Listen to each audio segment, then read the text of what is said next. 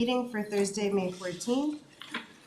Our first agenda item is a discussion regarding possible charter amendments related to the tax increment financing. Hi. Okay, I've got a handout. Just kind of talk through this a little bit. I think that's enough. I wanted to start with the case I mentioned the other night when we were talking about whether we could put something on the agenda to require potentially a supermajority vote or something like that in the charter. There's this case out of Norman from 1966 that kind of dealt with this issue of creating a higher threshold for voting. In that case, the applicant had some property that was zoned agriculture. He wanted to rezone it to multifamily. The Planning Commission said, we really think it should be single family, so no. Council adopted multifamily zoning, but it failed because we had an ordinance that said you had to have a supermajority. It was challenged, and what the court said is, in the absence of an express requirement to the contrary, either in the charter or in state statute, under which the power is exercised, a majority vote is sufficient to amend the ordinance. So you had that issue where it was conflicting with a state statute, and it wasn't addressed in the charter. And so as we were talking through this, one of the ideas was, could we put something in the charter to authorize a supermajority or some higher threshold vote before adopting TIFs? The Local Development Act expressly covers the voting threshold for a TIF district. It says it's a majority if it's in accord with the recommendation of the Statutory Review Committee. If it's not in accord with that recommendation or conditions set forth by the Review Committee, it has to be by a 2/3 majority vote. Our charter now and back during this 1966 case says council adopts things by majority vote. There are a couple of exceptions. One we adopted after that case to allow us to do supermajorities for certain zoning actions. And then we have a provision that allows for a higher threshold for the emergency clause, which you guys saw just on Tuesday night. In order to be able to implement that, it would have to be more than an ordinance. It would need to be in the charter. And so I've got on the back side of this a potential amendment that could be proposed. It's got some blanks in there. I don't want to say this is without risk because the Local Development Act has not been challenged on this issue.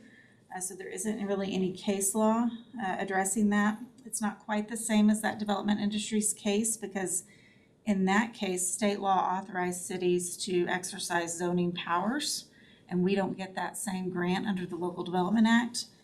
So that's a potential issue if it were to be challenged. And the LDA, the Local Development Act, directly addresses voting threshold. But I do think we have some good arguments if it's in the charter, better arguments if it's in the charter versus the ordinance.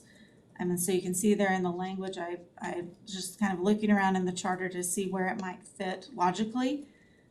Article 7, Section 1 of the charter talks about ordinances and 5 members of council constituting a quorum and the affirmative vote of those 5 being necessary to adopt motions, resolutions, ordinances, etc. I'm just adding there, except as otherwise provided. And then Section 2 would provide for an affirmative vote of 6 members to adopt any ordinance that would create a tax increment financing district that apportions more than some percentage of city sales tax as increment as defined by the Local Development Act as it may be amended from time to time. I just thought I'd throw that out there for discussion purposes. Were there enough to go? I finally got it. Okay, sorry. Got I just threw that out there for discussion purposes, whatever, you guys are wanting to do. That's just an idea based on some of our previous discussions. So I'm hearing charter amendment, but there's not been any case law. So if somebody wanted to challenge it, what would happen? It just wouldn't go to a vote for the charter change, or it gets changed by a vote and then gets challenged. Right, that could happen either way. I think it could be challenged if council adopts it within the 30-day period, but I think someone could challenge it as applied later if that becomes an issue. And that's not to say it can't be done. We just can't guarantee an answer on that question. Just because the Local Development Act is implementing a very specific constitutional provision, I suspect the court would say this is a matter of statewide concern and the municipality can't trump whatever's in that act with its own requirements. But if you look at the Development Industries case, I do think there's some authority there that helps strengthen our arguments if it's in the charter versus the ordinances. Okay, I'm willing to explore charter routes. I don't know what the other council members think. Any thoughts? Yes, Mayor Holman? If we were to do a charter amendment, that second one, ordinance creating tax increment finance districts, doing it as if a TIF is at or over a certain percent threshold of city sales tax, because that's our primary funding source for the operations, it does impact other taxing jurisdictions if it's property tax too, but the city of Norman operates on sales tax. And I don't know if those other jurisdictions want to require a public vote to approve property tax-based TIFs. Maybe they could explore that. But sales tax is what affects our bottom line. Right, and that keeps this local concern only, so that's part of the reason why I think, we've focused on that, and I think that's a good reason to focus on it, for future legal arguments that we may have to make. Yeah, I'd like to keep it narrow to sales tax, and then also consider a percentage and not an actual flat amount. And then,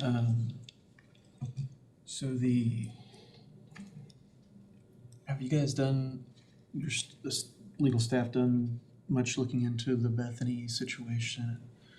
How that happened, what are the implications of it? I know there's some negative side, or things that or consequences of it perhaps that they're facing that they didn't anticipate. Yeah, I don't recall the exact circumstance that led to it. I talked to their city attorney shortly after it was adopted to try and get a sense of what they were shooting for there. And it actually is so general. It bans the use of public funds as an incentive for anything. And I think there's some potential there where they're potentially impacting things that we do. If we have something similar, some things that we do where we are giving money to nonprofits and other people, other entities to do things in the city. So I think it seemed pretty broad. He seemed pretty concerned about it, but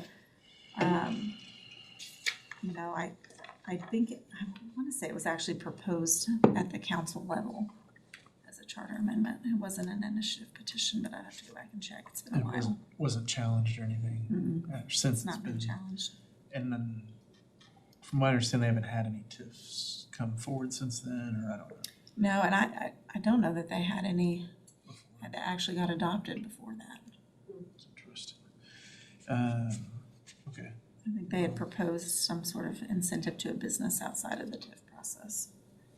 And to clarify from the other day, we can't, the council, just as a matter of this new TIF policy, can't require a higher council threshold. Really, the only way to do it is through this charter amendment. Yeah. I think you're really setting it up for a challenge if you put it in the ordinance using that Norman case that I referenced. And so I can't remember the vote on the original Campus Corner TIF, if that was unanimous by council back then or not. I'm not sure. Yeah. But I don't remember it being controversial as far as that goes. And then the original University North Park was a 5-4 council vote. And then the Center City TIF was a 9 unanimous council vote with no protest. And then the new University North Park TIF, a 5-4 vote with a lot of protest and controversy. And so I think, for me, that's what the aim is to try to avoid in the future is massive commitments with one vote threshold and ending up in a situation like this where we have a one vote threshold of council, we have a big citizen petition thousands of people sign it, it gets litigated for over a year and then gets thrown out, and then now we're stuck in this situation of it was approved by council, so people that are for it or feel like they have the green light to go forward.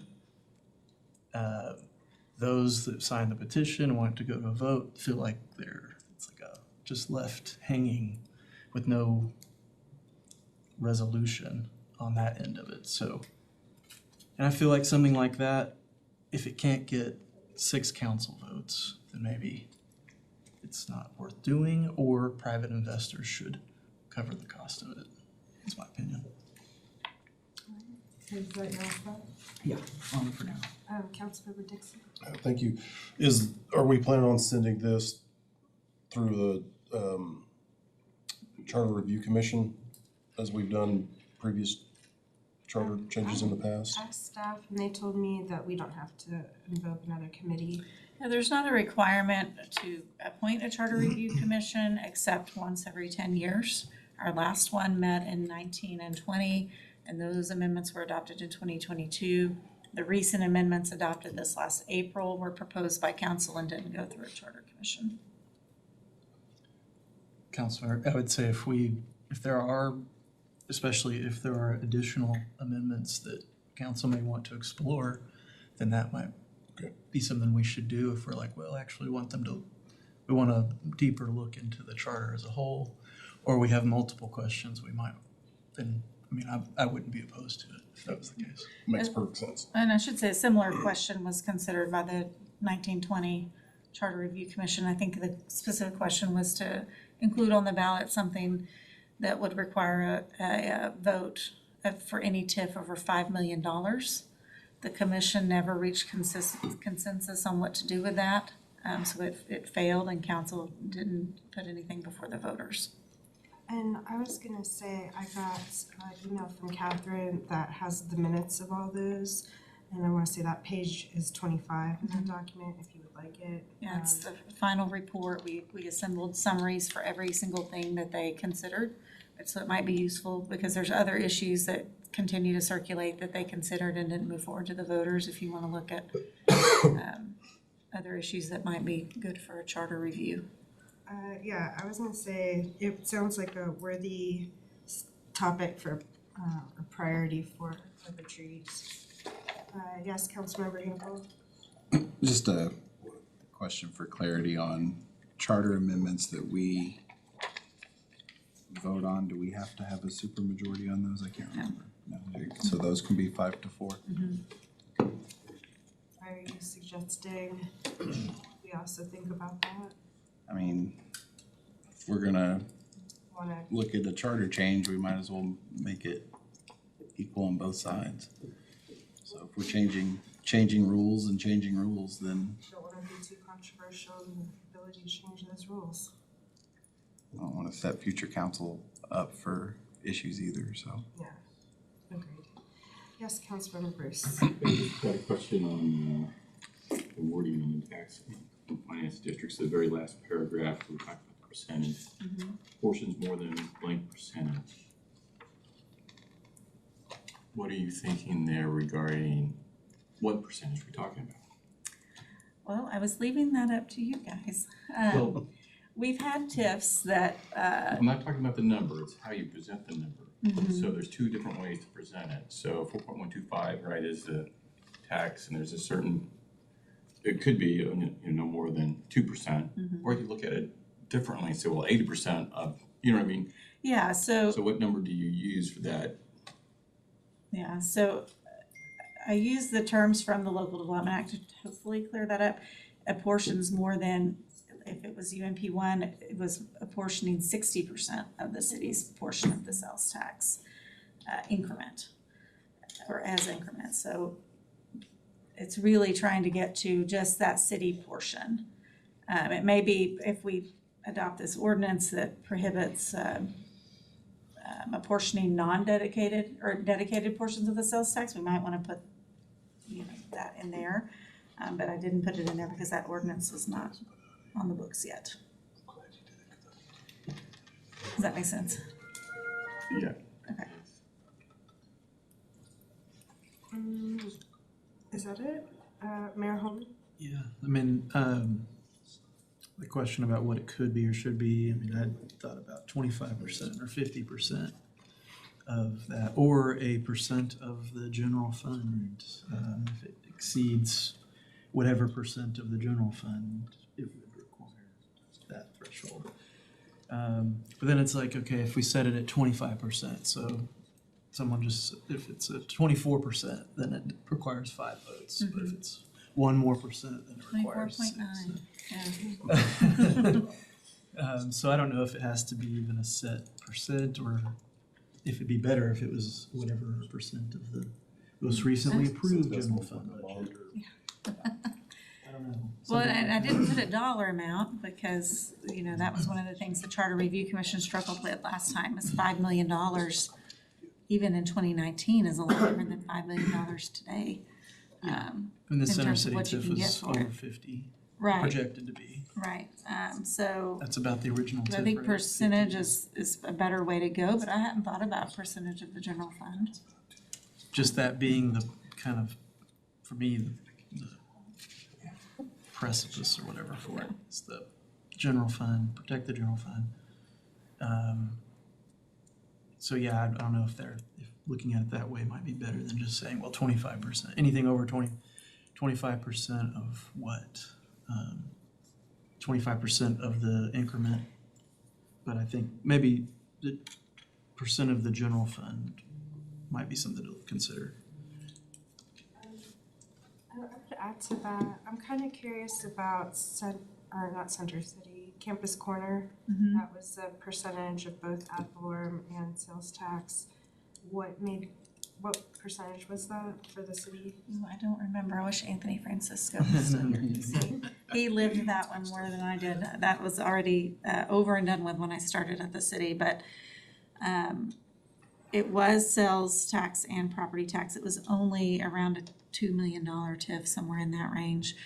I think it was thought that property tax would be paying the bulk of it. But some inventory was moved and something happened that lowered the property taxes that were received within Campus Corner. And so it ended up being more sales tax funded than anticipated, but not over whatever the project plan had authorized. I think I would like more info around the percentage. At what point the city thinks this is going to be a real big impact. I imagine 25% could be that, or maybe it's 50. I don't know. Yeah. And Catherine, I think the initial calculations when you were working on what Griffin, starting with 0, and council's master plan, the number that stuck in my mind is that was about, it had the possibility of generating about 60 million. And I don't remember if that was just on the ad valorem side or if we anticipated some commercial impact from 12th Avenue frontage. It was definitely more ad valorem than sales tax, but I don't remember the percentage we were talking there. We may not have gotten quite that far, but Yeah, that was part of the TIF district master plan. it was more ad valorem heavy because it was sitting there with zero based, zero In a ton taxable of value right now. residential, so. Well, I was going to say mixed use too. That's where some of the comes from. Yeah, and so that depends on, the plan that council developed for that area. It had more residential and things like that than it did commercial.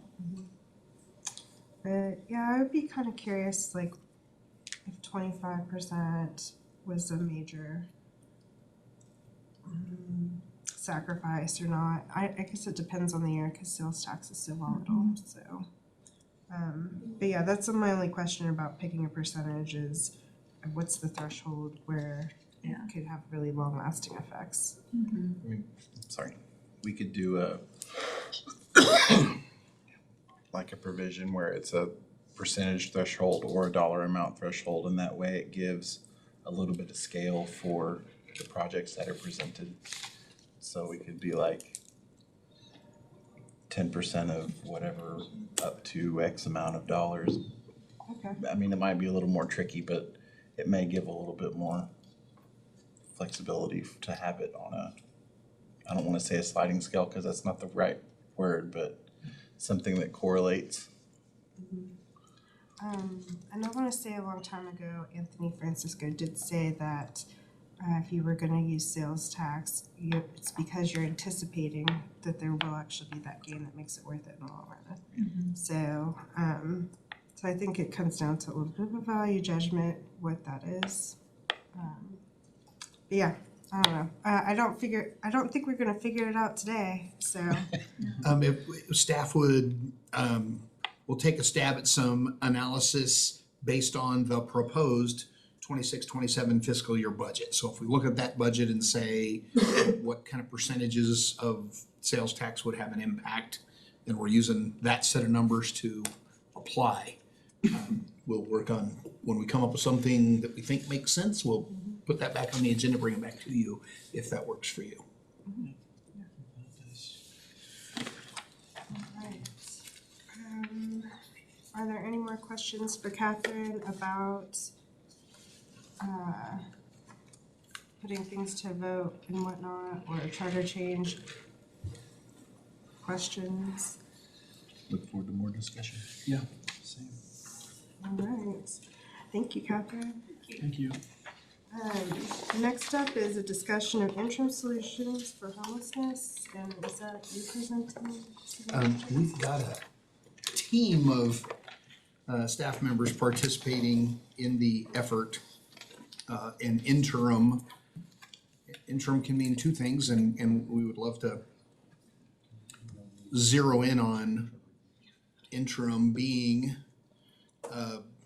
60 to 90 days while a capacity expansion is implemented at the existing shelter, versus interim being 18 months before the new shelter is open. In conversations with our current operators at City Care, they recommended strongly a move to bring folks into shelter services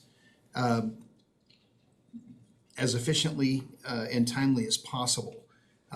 Through their data and even the knowledge of our two staff members that participate in that outreach activity,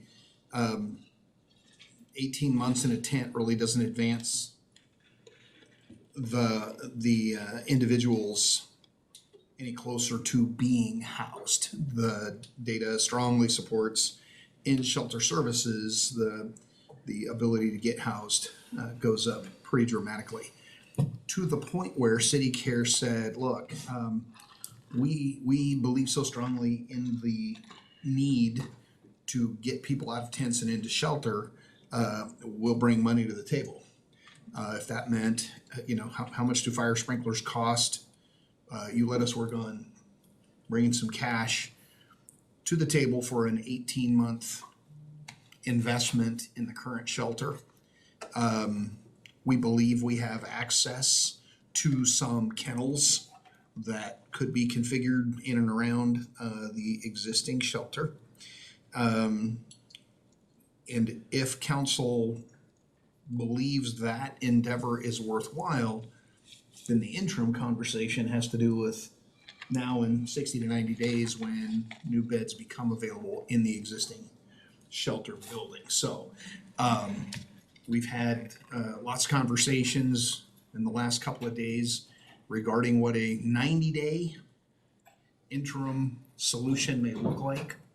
And I don't know, Anthony's probably most immediately versed on what is possible for this 90-day window should council decide to go through the exercise, take City Care up on their offer to bring some money to the table and expand capacity in the current facility. So a lot of conversations staff has been having to try to, one, I think, try to take what council gave us on Tuesday and work that into like a little bit more refined idea to give you guys today. So I think just to start off with what we heard Tuesday is, council really would like there to be a temporary solution in some shape or form in the interim. I think that today, I think we definitely need, because a lot of these I think are contingent on the idea that we're going to have the better interim solution in that shelter expansion. So I would like to preface this by saying these interim 90 days really are kind of in expectation of there being some additional shelter beds open up at the current shelter. So with that being said, I think that, of course, all options should be presented to council that, are available. The first option, I think, is, and to be blunt, returning sort of to the status quo of, again, which is kind of how we've always, most cities, I think, would operate, which is where we, provide the current shelter capacity that we're able to provide, and anything above that, then, we do what we do, which is enforce laws, right? So if, again, the alternatives to that, right, would be providing additional types of shelter locations, right? So either that's an indoor location, which is, I think, in my opinion, the best option for everybody involved when possible. And if, council also has the option of, if they didn't want to pursue an indoor option, or if they wanted to pursue something alternative, if that option wasn't available, an outdoor potential solution. And so, again, I think those are kind of the three potentials we're looking at here. And this is what we've been working on in the interim. I mean, well, we've always been working on that indoor solution, haven't we? And we're making progress, right? But this will always be a problem, right? The amount of people at the camp now plus the amount of people at our current shelter exceed our future shelter amount, right? So with all that being said, we'll never stop seeking these solutions. So that being said, each of those presents, and I'm, of course, the attorney for the city, so I'm gonna have to also inform you about the risks of each potential option. So those options also come with a wide variety of risks. And of course, as you know, there is that risk of, that the current shelter, yes, but also if we're having an outdoor solution, the risks are going to magnify. And also, when council is acting in a very, in rushed capacity in a short time frame, those risks, which are what they are on any good day, are going to be heightened by a large degree, because you can only do so much. And I think we've learned this lesson ourselves, when you rush into a solution. So I think that council, at the very least, should take this, whichever alternative you guys want to pursue, you also have to consider as a board, what are those risks associated with each option, and then weigh the policy benefits for each. So, and it's, one of my roles is to inform you of those risks. So I think going back, the, status quo, it is what it is. Council obviously is not okay with that, so that's why we're pursuing so many solutions. So here are some potential solutions in addition to, I think, again, those increased shelter capacity beds at the current shelter. So we have been, again, barrel is already empty, but we're scraping the bottom again. So part of that is returning to old solutions to seeing if anything has changed, right? So one of those solutions potentially, again, we've had 3 days. So very, very preliminary, but we were wanting to bring it to you. So we had a conversation with the State Department of Mental Health today, and considering that, one, we're currently on Francis K right now, and talking about the status of that, also kind of doing a recap of the encampment issue and the DEQ issues that kind of brought us into the current situation that we are. And the city and the state, there is a very good conversation, wanting to explore potential interim solutions indoors on current state property, and they're willing to look into any of the current buildings that are on that campus. Again, we've toured those buildings several times. I'm assuming that they haven't put heating in buildings that didn't have heating before, et cetera, lead paint. I mean, don't lick the walls, but like kind of sort of things in terms of some risk there. But again, we're willing to look at those options, and they're going to provide us with what they have now that they've moved some of the people out. I don't know if that's changed much, but willing to look at those. And then also potential for outdoor options did explore that. So again, I think it was clear last meeting that council doesn't want anything on a park property. And Francis Kate is likely not the solution. This is why I think we were looking to move it to a different location. So with that in mind, and also with in mind the huge risk not only to the city, but also to, again, the stability of any solution on current shelter property, where the current or the future shelter will be housed, knowing that that location is also extremely not ideal, looking at other alternative options in kind of the same area, which a lot of that's state property. Again, potentially, had this conversation today, the state is willing to consider allowing the city to enter into some sort of agreement or temporarily in the interim as we work on shelter bed solutions. And we're talking like 30, 90 days, right? To relocate the encampment to state property under some sort of lease. And again, who gets that risk? We would get that risk, right? The state is not going to be, I'm assuming, willing to share in the risk because it is high risk, very high risk. And we would be responsible for management. Again, for an indoor solution, we would not open the doors to any city building and say, here's your shelter solution, and then walk away, right? The responsible, approach to that is to not only offer the solution, but to offer a dignified, responsible, managed solution. So in that event, right, keep in mind that that outdoor component would still have probably a substantial cost associated with it, even for an interim 90-day period. So, and again, there is no plan. There is no,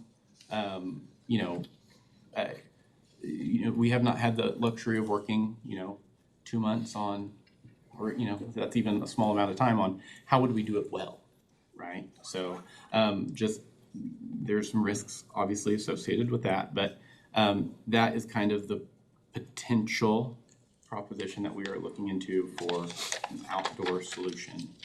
And there could be some, again, along with that, maybe there are some buildings, maybe in some areas, on Griffin campus that we could use indoor bathrooms, which is, hey, that's a little more of an improvement there.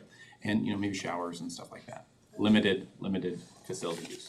To the point of costs, and I'm really glad to hear City Cares looking at investing in the sprinkler situation. And kudos to whoever got those kennels.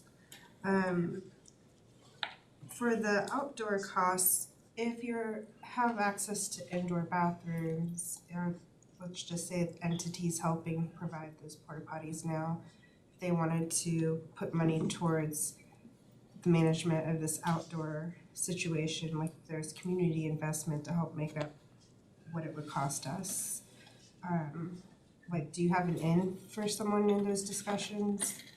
An in for, Or like, I mean, are you talking you mean, dividends do we have or- an in if someone wants to give us a check? Yeah, we do. I mean, but like we would take that. Absolutely, yes. Yeah, do you have an estimate for what? No, unfortunately, I wish I did. This is a conversation from an hour and a half ago. That's all So- right. Yes. We're still talking about it on Hey, Tuesday. Yeah, so- and again, this is gonna require some, creative solution making if it does happen. Again, just notice, do we even know what the risks are? It's kind of preliminary, right? So just keep that in mind. If your minds are open to it, keep them wide open. No idea. But again, I think the dignified and responsible solution requires, again, we can't just open any building and say this is your shelter solution. We can't just open any property and say this is your shelter solution. It requires management. So what level of management that is going to require is going to also have to be a discussion of council, is how much money do we want to spend on this to mitigate risk when there's a lot of risk. And I was gonna say too, what about Kara and Amanda as a part of the management strategy if we were working outside I mean, and indoors? okay. so consider you're looking at this from a risk perspective, right? You have employees that you hired between 4 days and 3 weeks ago. Now you're entrusting them with a high-risk operation. And then also Although we taken, do trust and, changes. and please, as someone who has like been so excited and like, I literally think we have a dream team on our hand. That's a lot to ask. And I'm not speaking for them, but I'm just saying like, you know, I don't know if that is the greatest fifth day assignment for someone to have. I was gonna say, since we have to be creative, And it and would we could be overnight working with our others in the community outside the city, and their part could be more manageable if they were just doing updates with whatever entities, cause it could be more than one that are helping with management, but then the question becomes, what does that look like in a contract or agreement with the city? Like, you're working with us to help us manage this, we obviously will have requirements, like case managers, things like that. Well, maybe. And again, it really depends on, can you use an independent contractor to run the operation like we do for the shelter? Absolutely. Again, consider, you know, those, have we already reached out to some potential partners? Sure. Consider the cost, one, that would potentially create, but I would advise that like that does create some burden shifting opportunities for liability. That would be preferable, but also comes at a cost. So if that is, I think, the idea if it were to happen. I don't think anyone on staff, even the ones that, you know, we've hired kind of for this expertise in the area, are necessarily, you know, I think it would be preferable to have, you know, someone like an actual agency that has a little bit more staffing power, stuff like that. Could we flesh that out a little bit more by Tuesday? Because I would understand also not knowing who that would be by Tuesday. But just to kind of put feelers out there and see who's interested. Yeah, so like we're already on that, so Okay. that's definitely an option. Again, the give and take, you know, obviously on that, so the burden shifting there, potentially, again, state shifting burden to city could, you know, potentially burden shift to anyone who's willing to take on that endeavor. But again, I don't think we're ever going to be in a situation where we can shift all the risk, especially in such a high risk endeavor, which is again why I think that from a risk perspective, yes, but also from a knowing council's goals of, you know, and then also hearing, I think, a lot from the same partners that we're working with to try to, you know, work towards this solution. I will say a lot of them have said,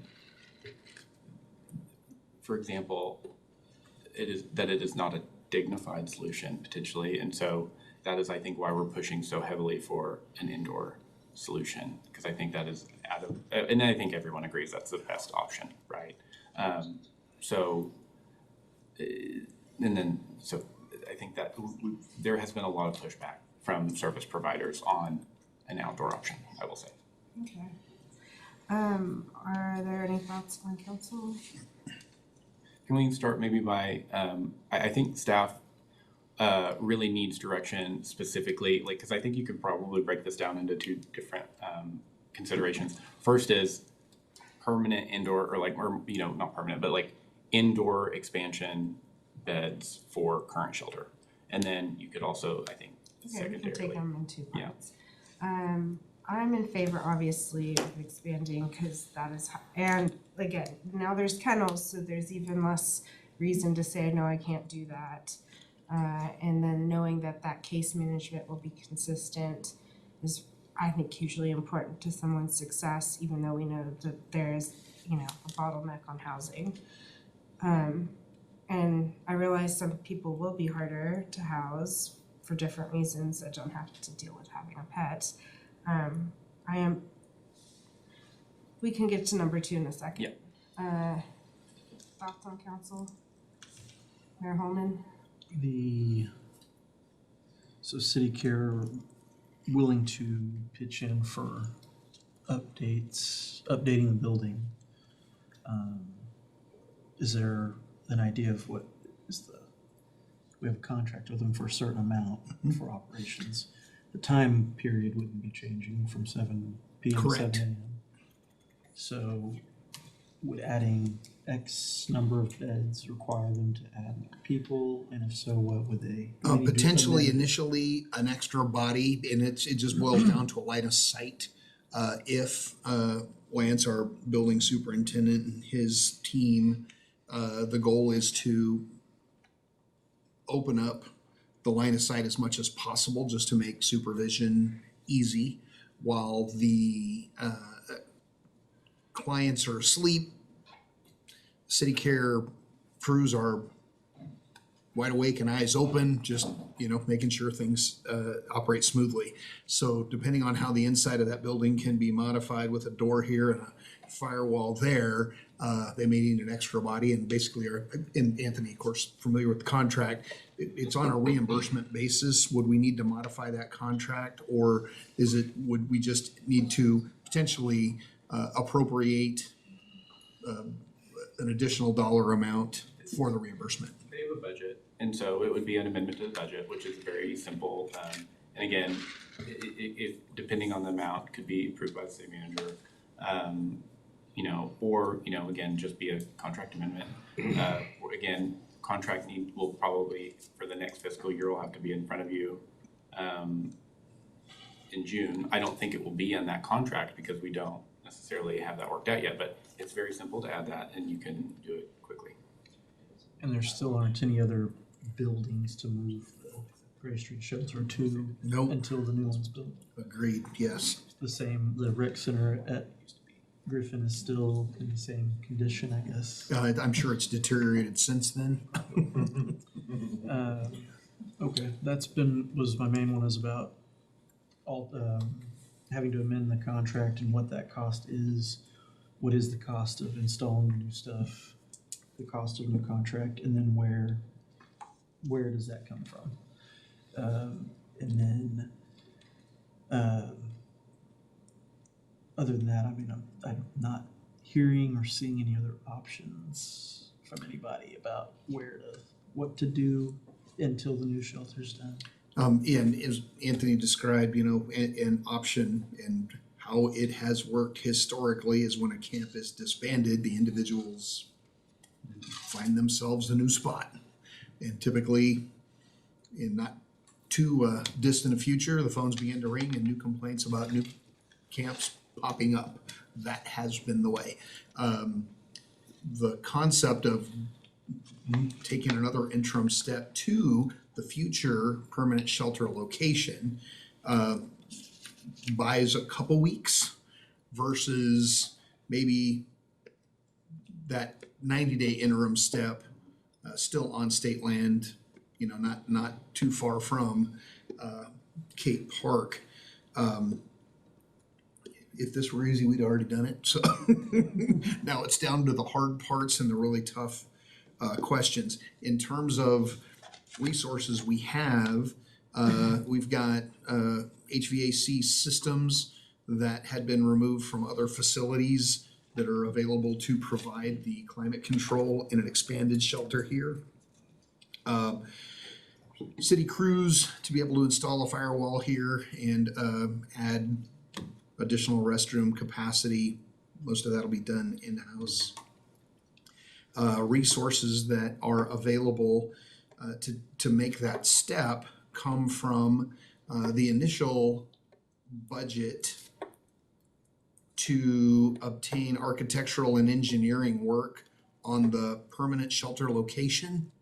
That as we begin to pay those bills to the architect and to work on the site plan and some artist renderings, once the ballot was approved by the voters, those expenses now will shift to the capital project where funds will be deposited with anticipated architectural and engineering work built in. So what we'd initially set aside for that work is available to help cover the cost of this interim solution.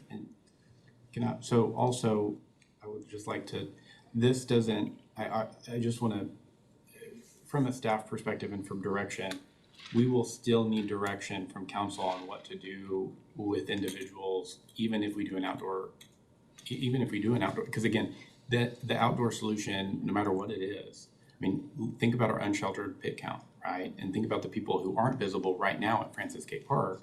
Those people need solutions too, and we can't provide solutions for all of those people on this, what staff's been working on. So like when the next group maybe come to Francis K, you will still have that same question. Now you will just have 2 other shelter solutions, and then we'll be looking at, again, what is the solution for those individuals next, right? So I think, again, I just want to make sure that I just want to keep council's attention to the fact that this will not go away necessarily. So I don't want to overpromise as staff that this will solve that solution, because I don't think it will. Well, for solution 1, which is a bed expansion, Mayor Holman, were you done on that point? And it was Councilmember Bruce had raised his hand. Yeah, so solution 1 being the Gray Street expansion. So have we heard anything from the business community, downtown business community, the local business community about an expansion of that capability? No, sir. I know that City Care has made a lot of strides in working with those communities. I mean, for example, some individuals I know that have been heavily against, the shelter being located downtown, have been potential board members for City Care. So I will at least attest to our contractors' amazing ability to work with the downtown community. And honestly, I mean, the last time, I think, wasn't the last shelter contract on the consent agenda? Yes, sir. When has that ever happened? And I just don't get as many complaints personally from the downtowners that I ever got before. I'd like to add on that, let me add on to about inside sheltering instead of, external park area, etc. I am pleased that you're interfacing with the state, Oklahoma Mental Health.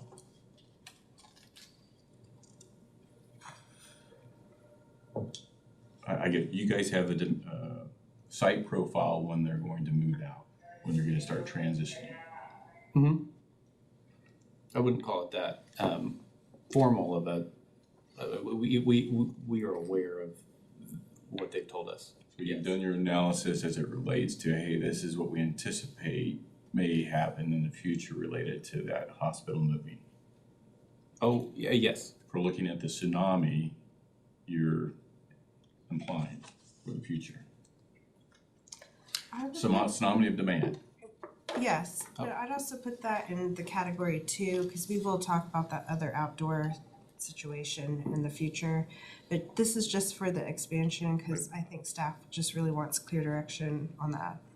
I understand. So I'm thinking, well, there's buildings over there, building 85 on that they're vacating, and I don't know if they've let some of those or not already. I don't know. So what we understand in that transition plan is patients are already being served out of the Oklahoma City site.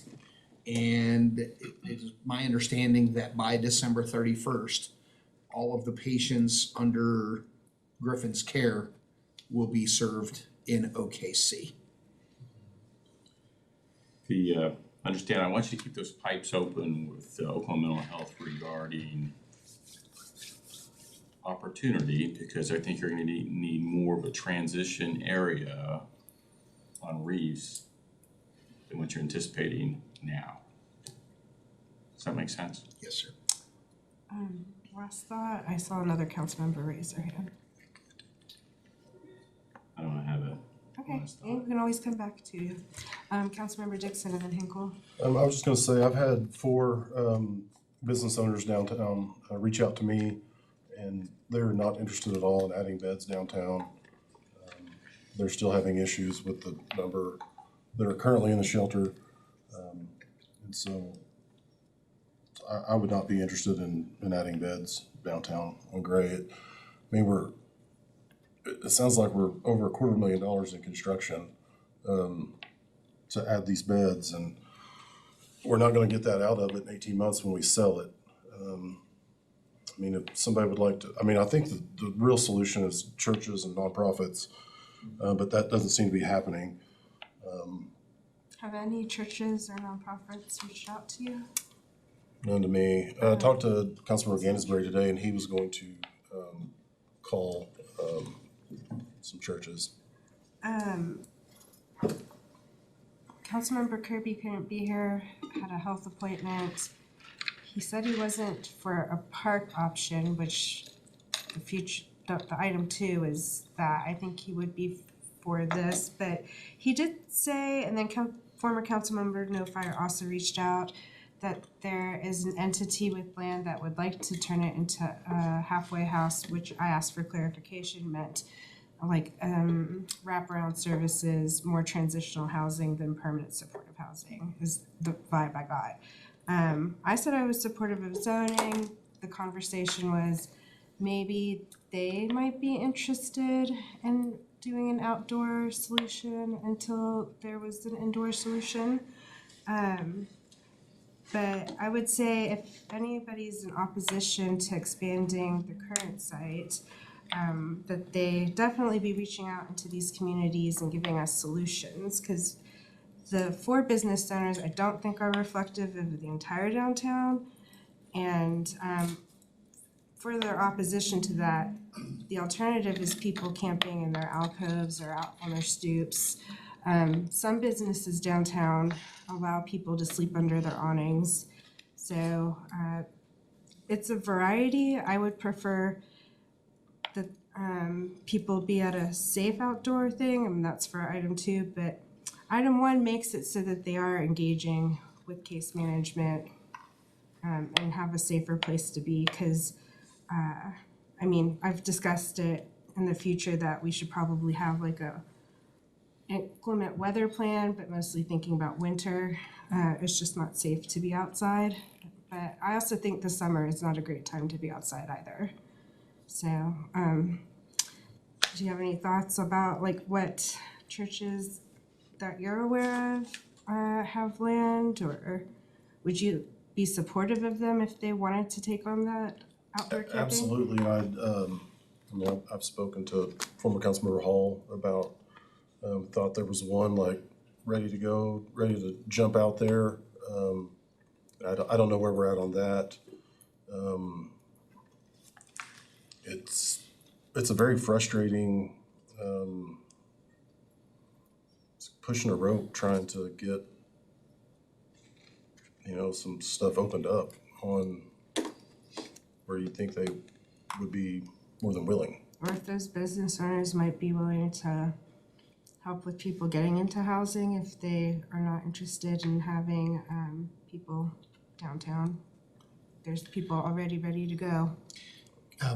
Councilmember Dixon, we sense that frustration in that as an organization, we pride ourselves on solving problems. Most of the problems we're faced with are within our subject matter expertise.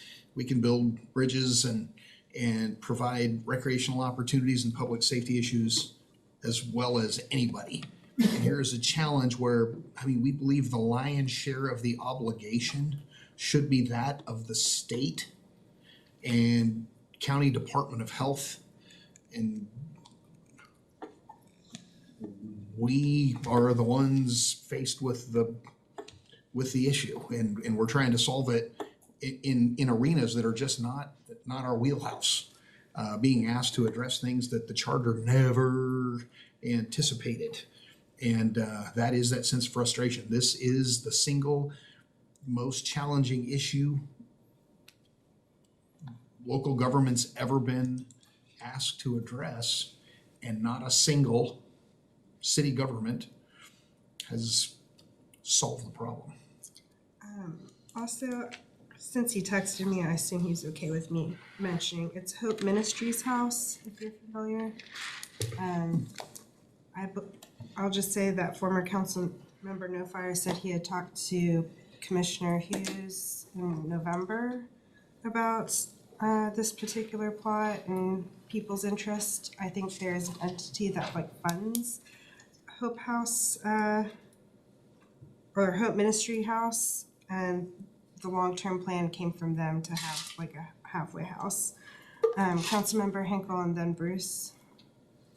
Can I just ask real quick, who else is presenting on this today? Anybody? Just Do you want? questions?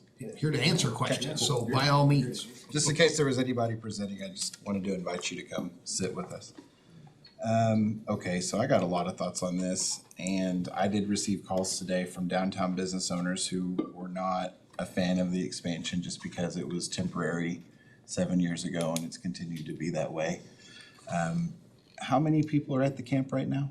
Do we know? I heard 50 tents. yesterday 35. There are 50 tents. There's 50 tents as of today. 50 tents, so potentially 100 people? Less than More like 60. Yeah. Okay.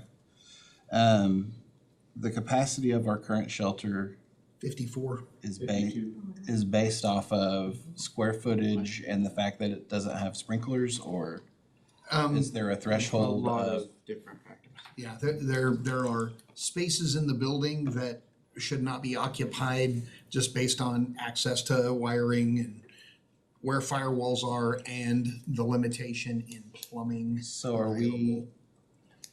even providing enough square footage per space for an individual to safely be in that building, sprinklers or not? I think that's where the current occupancy came from. To add sprinklers, makes the fire marshal much happier about not relying solely on fire watch. And basically the absence of climate control has limited what spaces in that building could be occupied in the heat of the summer and the cold of winter.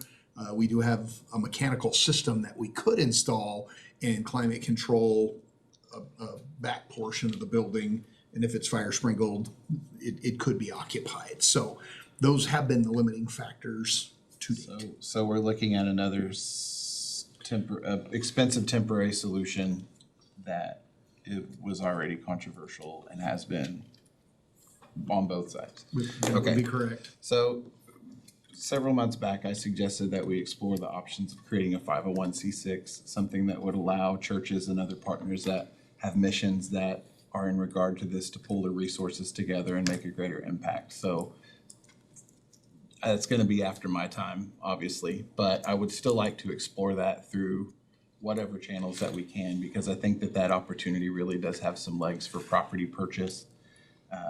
So where we can get ourselves out of this. Safety is always my top priority. So safety for the people that are unhoused, and, you know, I don't want them to be in tents. That's already a bad situation, and I don't ever want to make a bad situation worse. I also want to look out for the Norman residents and their safety. Business owners, things like open flames and our liability as a city, and especially with our liability of the current encampment being on a state park.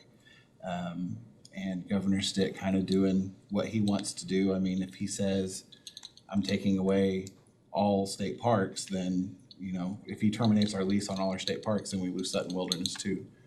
And that's concerning to me. I guess I liked the opportunity of pursuing the state property if that pans out, but I know that that's kind of a long shot anyway. Can you be more, like, state property? Well, as if they're gonna vacate some property and potentially let us. a new, so, to your point of liability, since you said safety was your number one concern, I would, advise that even if you don't add a single bed, you sprinkle that building. Okay. If safety is the concern, that's what I advised, originally, I like that does not, and again, it is, yes, it's only gonna be open for a certain amount of time, but there are gonna be people in there for that amount of time without a sprinkler system. And if you don't sprinkle that building, that is not as safe as it should. And it's been that way for 7 years or however long. Yeah, Not in that building. well, for however long we've been in that building, yes, not 7 3 years, years. but 3 years. 3 years. Yeah, years in this it's like building? 2023. And again, I just want to point out that I think that the reasoning, so again, how this has all evolved has been kind of on a makeshift basis, for a certain extent, as we've said, temporary, it makes it permanent, and then we're in it for, as long as we are, so again, I just want to, and not saying that we're gonna be in this for longer than we expect, everything's pointing to we're gonna be in that new shelter facility in there, but in terms of liability at risk, and if we're, moving towards safety, then I still think, same as I did then, that you should sprinkle that building, even if you don't add capacity, because it adds safety. Okay. Right, so, just wanted to point that out, but also, in that same vein, even if we were to move it to state-owned property, that is not a, I would say that would be again, interim solution, like interim solution. Sure.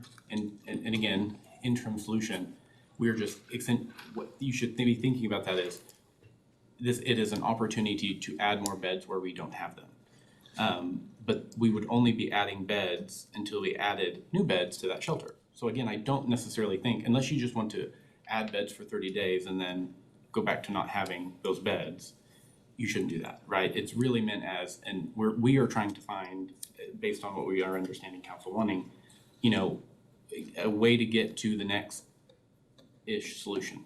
And the next-ish solution right now, for I think purposes of this meeting, is do we expand the current shelter? If so, what can we do to keep people inside until we can do that, right? If we don't do that, I don't think we do the interim solutions, because that's what those were intended for. Is it specifically inside, or is it just off of the Francis K property? So, again, Because that's my concern, like, do we have, safety, do we have, we have to get out of the park. We can't set a precedent for park camping, correct? If we allow camping to happen in that park, You will lose the park. then we will lose the park. That park, potentially Sutton, there could be No, camping it will- out here. Sutton, no. It's on city property. No, those two leases are independent of each other, And, written very differently. written very differently. Okay, well, that's reassuring. So Francis K Park, now, again, the person who holds that is the state, Sure. right? And they can enforce however they want to. No, keep in mind, the state is willing to enter into an MOU or a lease. Okay. We lease Francis K Park to provide an outdoor solution for the same people who are at Francis K Park. So That's contingent on your shelter. potentially, yes. And again, so they're willing to work on interim solutions. Again, I think it is very, very clear that in the long term, Francis K Park is not the one. No. In the interim, unless there is another option that we're looking at, I don't think it's the one. I don't think it's an interim solution unless you have, again, something a little bit more discrete in sight. Also knowing that we're not gonna fit all the people that are at the Francis K encampment and then new expansion. And it still And we allows don't that know to how many, grow. we don't know how many beds we're gonna be able to fit. Because we have the ability to recommend, this is where you might go, if that interim solution exists. We don't have the ability to force anybody to go anywhere. So we can enforce, you cannot be here, that is very enforceable. But we cannot say you must go there. So that's a challenge that Lieutenant McWhorter and his team face So every day. Giving people the option, if you can't be in the park, you can be here, and potentially if the state comes through, you can also be there. this is how I would think about it, is you can't be in the park. For some of you, we can offer you an outdoor shelter. If that is what council wants to do. And then the rest of you, we will also, that will likely just be what the status quo is before, which is enforcement. So again, I think, and no matter what, unless we, do something differently, again, no matter what solutions you want and how many beds or how many, shelter options you want to open up to the population, I still think, because even again, there are people who will not want to stay in a sanctioned encampment for X or Y reason, right?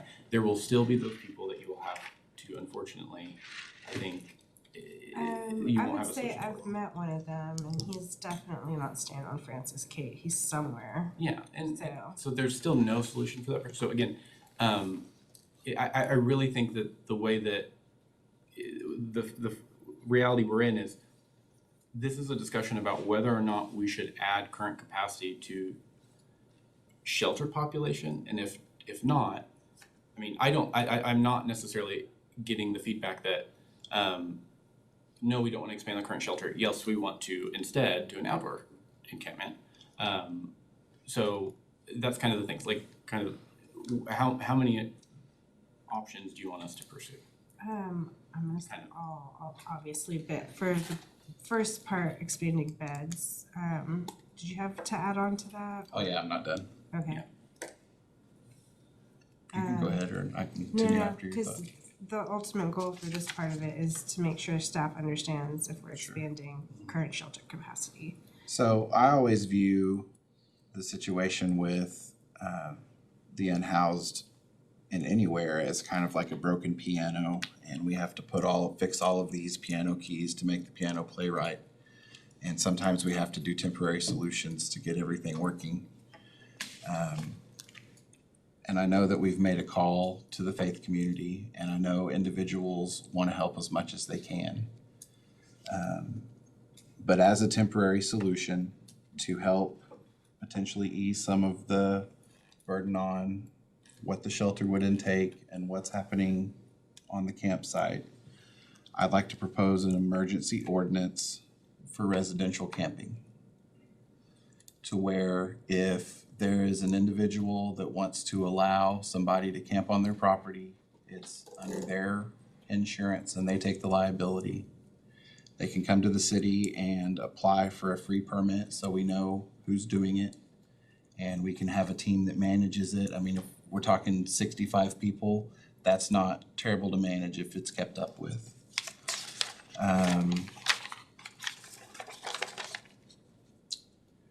You know, I've got a lot of rules sent to me today for what a outdoor encampment would look like. I think that those rules would be more easily enforced by a property owner that was taking on the risk and,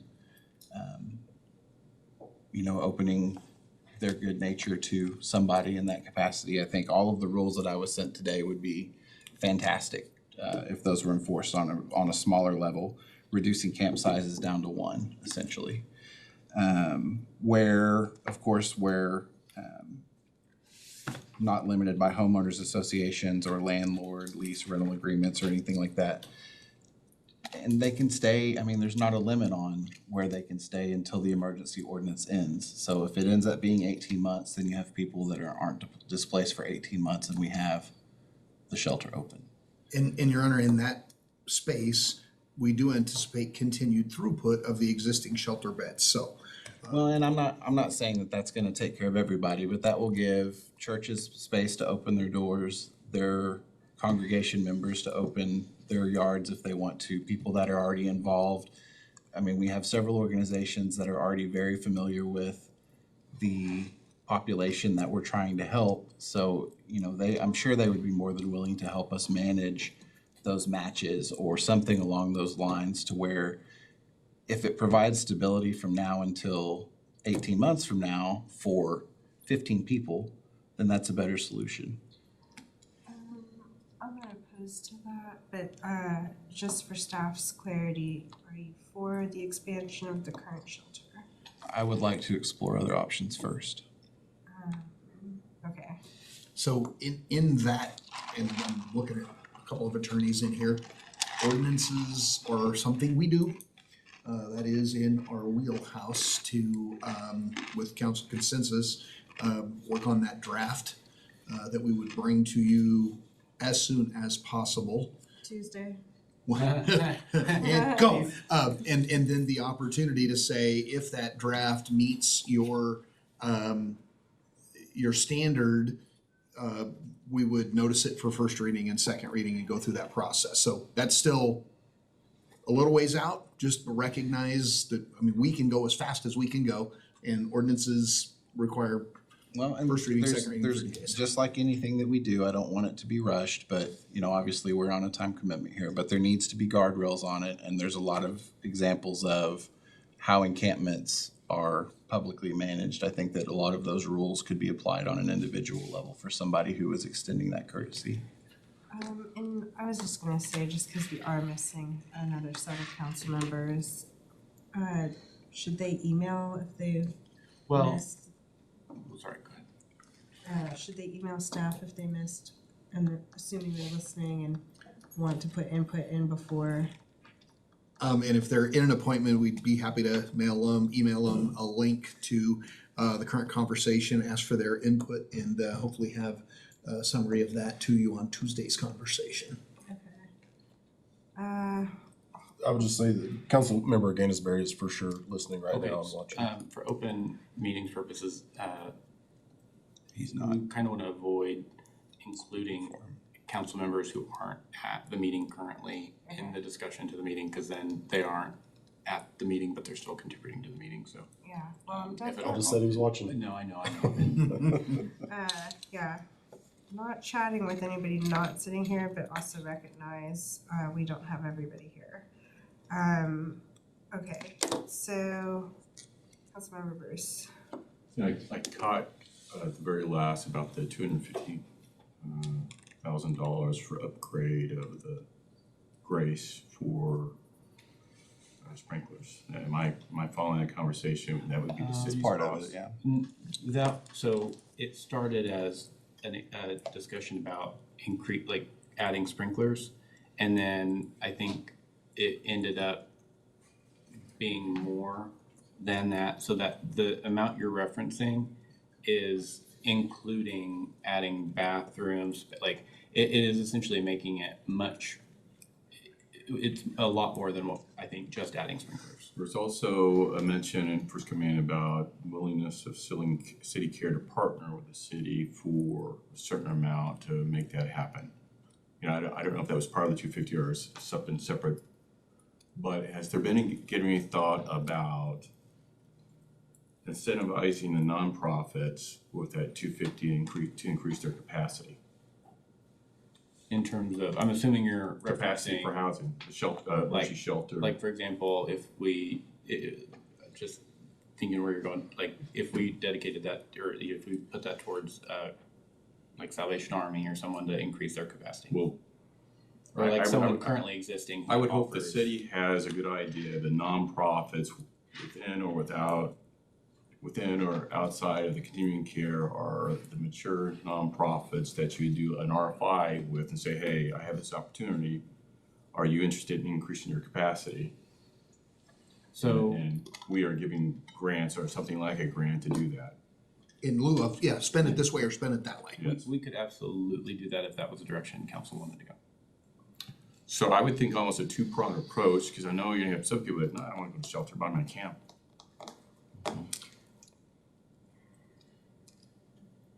Something to think through. Okay, so, Mayor Holman.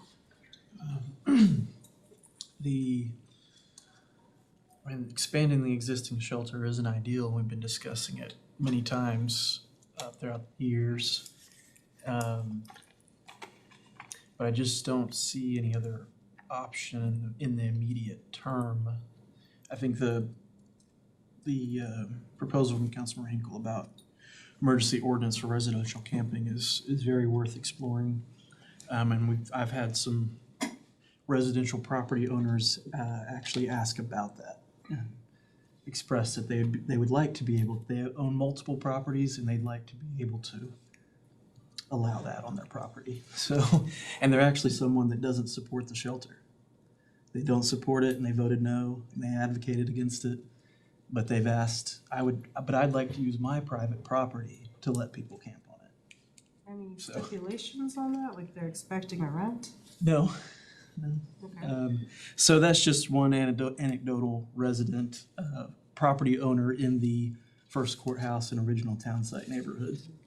So, and again, the perspective of the current shelter being temporary, I mean, again, Food and Shelter opened in downtown in 1981 and operated a shelter and dining room there from 81 to 2016. And then there was no shelter downtown for 2 years. And then we opened the overnight shelter in the library across the hallway. And then we moved it to Comanche, and then in winter 2022, we opened the current one, so almost 4 years this coming winter. So I mean, there's been a homeless shelter in downtown Norman longer than I've been alive. And there's only been a 2-year period in my entire lifetime where there wasn't one. So it's not new. It's not a new thing.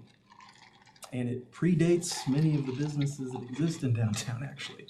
So I just don't see any other immediate option. And one of my questions about for the police and others is if we say you can't be in the park and we don't have shelter space for you, and they say, where do I go? And we say, well, we don't know.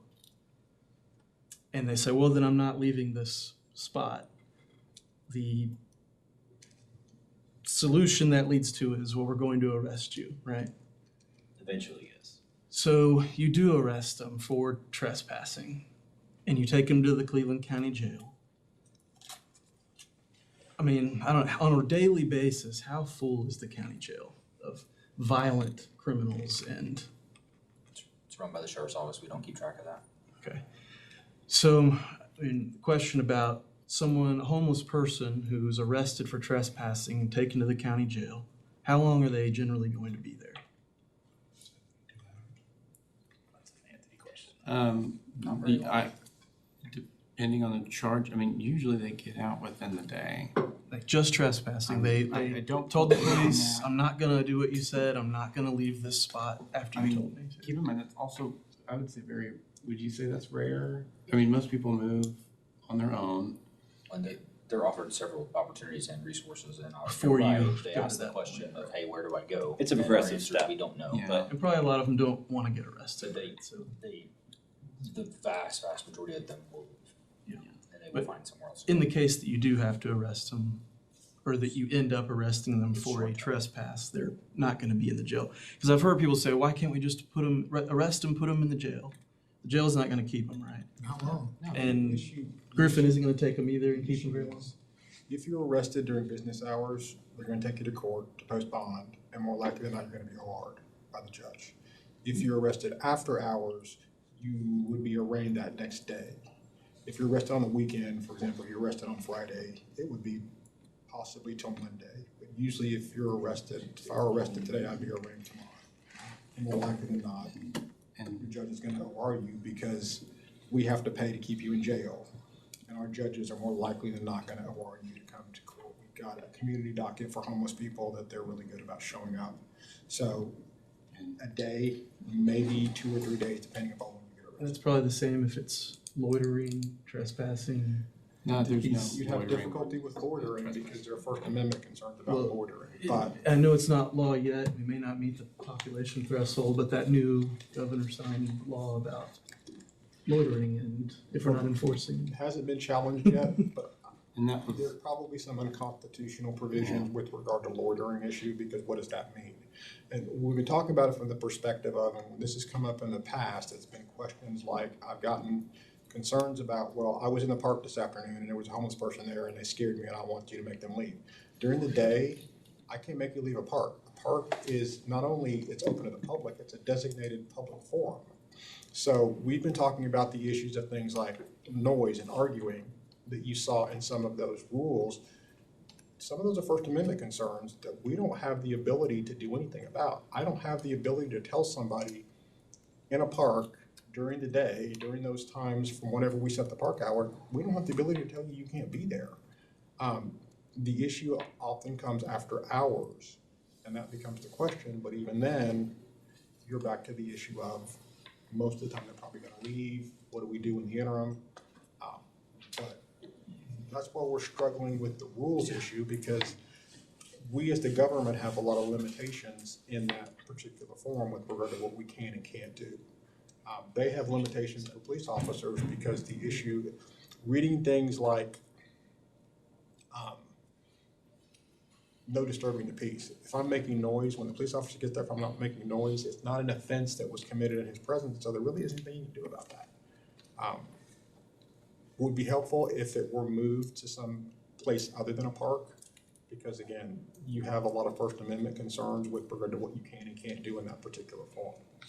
That was my main, yeah. And in, this is why we have these conversations, because it's, there's a lot.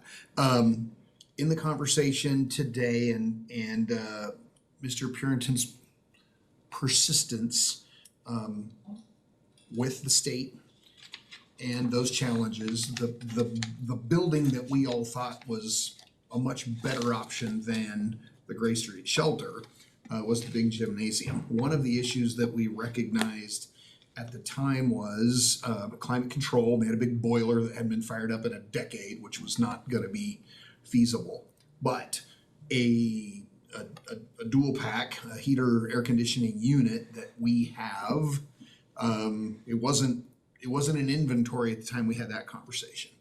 If we are having a conversation about, do we spend disposable money to make capacity, that thought of, if we could get in front of the Department of Mental Health to say, you lease us that building for 18 months and we're out because we're headed to the new location, and the investment was the same, we think you check a lot of boxes. One, you free up Gray Street for the council's long-term vision of selling that and developing multi-story mixed use. That could happen much sooner than 18 months. So there's value in accelerating that particular effort. When we were talking about that move to the big building on the Griffin campus, we really didn't have resources available, but the resources became available because the voters approved the permanent shelter going forward. And now we have a partner in CityCare who would still be the operator, but potentially to move the whole shelter to that other building. That conversation wasn't really a thing until today. Because we've tried, but we're in a different place, and I think the State Department of Mental Health is in a different place too. So I do wanna caution on that. So one, I don't know if that building even has running water anymore. You know, we thought we might have to So Turn it back on. add a plumbing. also, We looked at that building, it would take about 3 to 6 months to get ready and about $500,000. Last time we looked at that one. and I don't think it's gotten any better. No, it has not gotten better. They did not seem very optimistic, but I asked them to look anyway. But keep in mind, that was not the solution that they're prepared to offer. The solution that they're prepared to offer is, I think they're, again, it's kind of contingent on the interim solution there, needing like a stopgap measure for that, because again, they're operating on their own timeline. And I said, well, what, because that was my first thought too. It was like, hey, can we increase capacity even more than, and then also have a better building? Well, one, I don't think the building's gonna be better, and two, I don't think we have 18 months over there if we do it.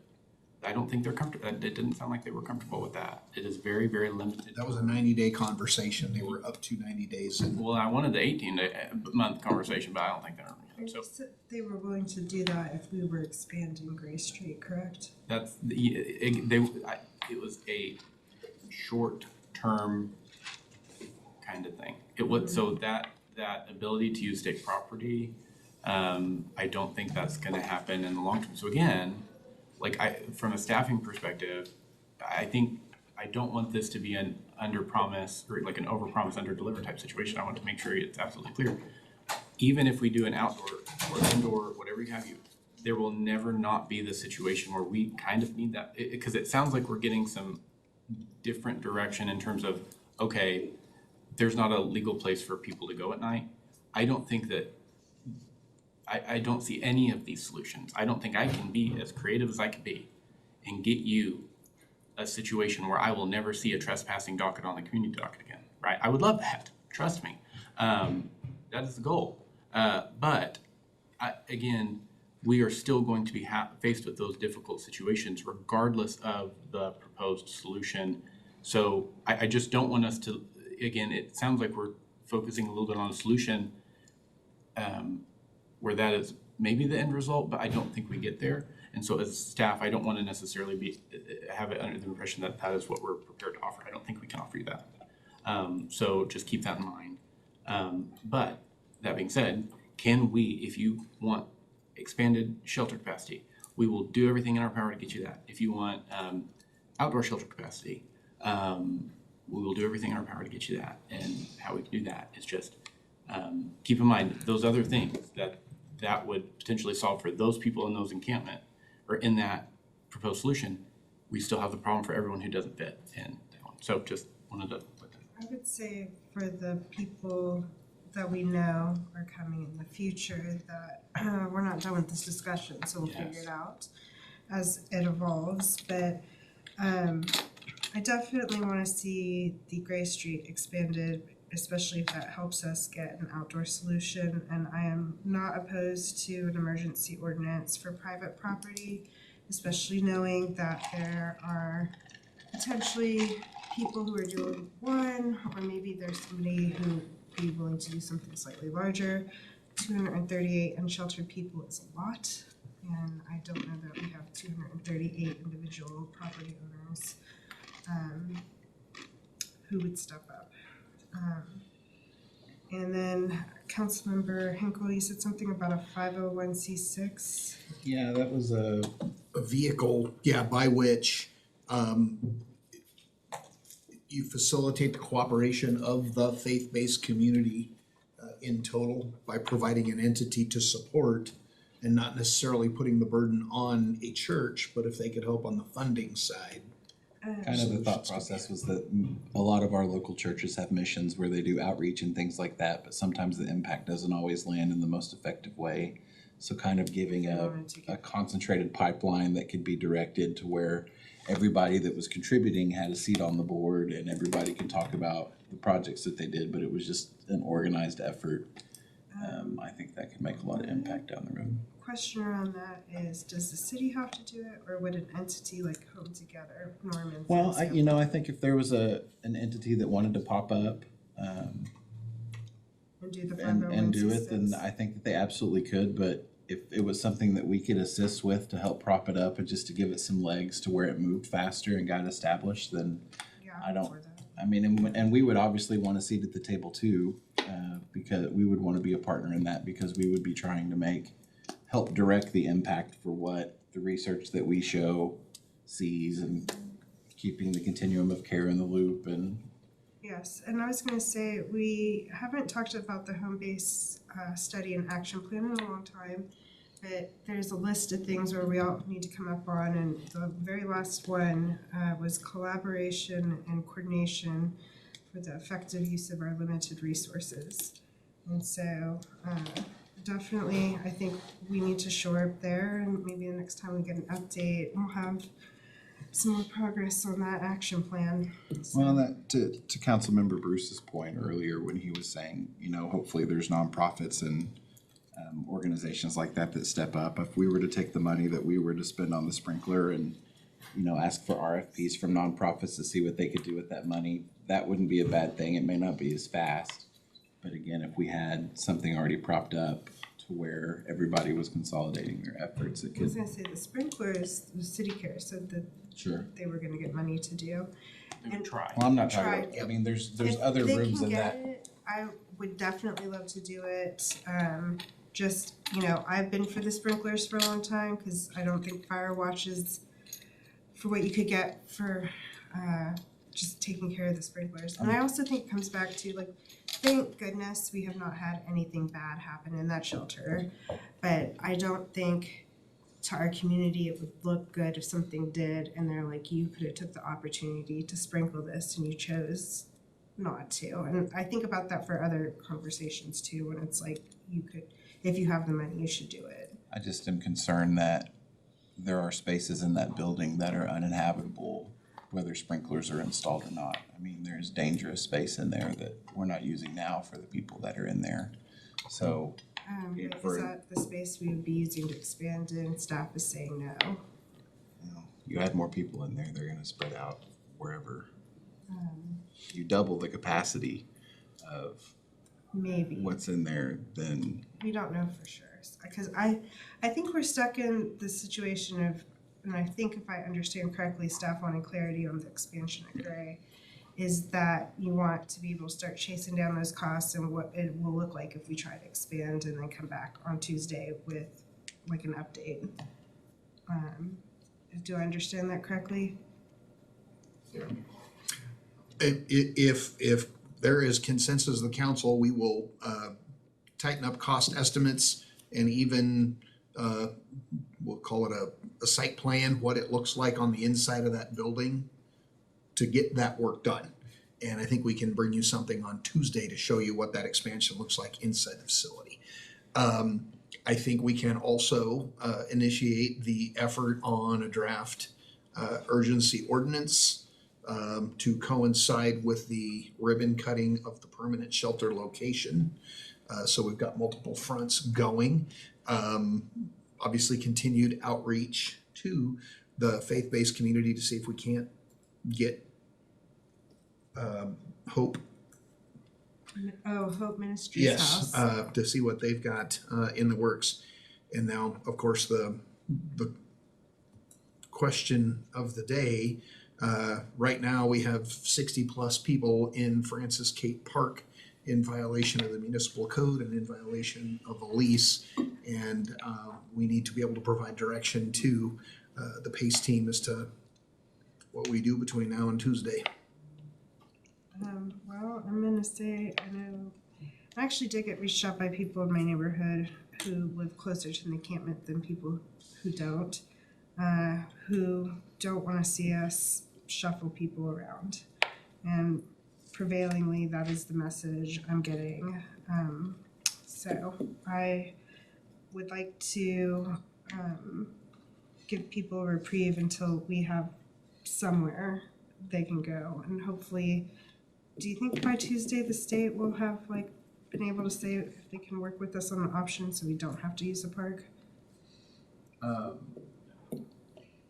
Say that one more time. Sorry. Do you think by Tuesday we could know for sure if the state was going to open up that land that they were interested in doing the MOU with us about? Probably not. Okay. I mean, we would work on getting that, but I again, That's contingent on if the shelter expansion happens. because again, If the shelter expansion isn't happening, I 30 to don't 90 think day. the That's what I'm state saying. options are available. Gotcha. To get to your point, like I again, I just want to, that is not an option. I think at the end of the day, that will not also be a solution to whether or not you shuffle people around. Because you're even with that proposed solution, you're still going to probably be shuffling people around. You're just shuffling less people around. Right. Unfortunately. But it is also, again, this is a high risk, short term solution. So I can't make any promises, and honestly, from a risk perspective, they may very well say no.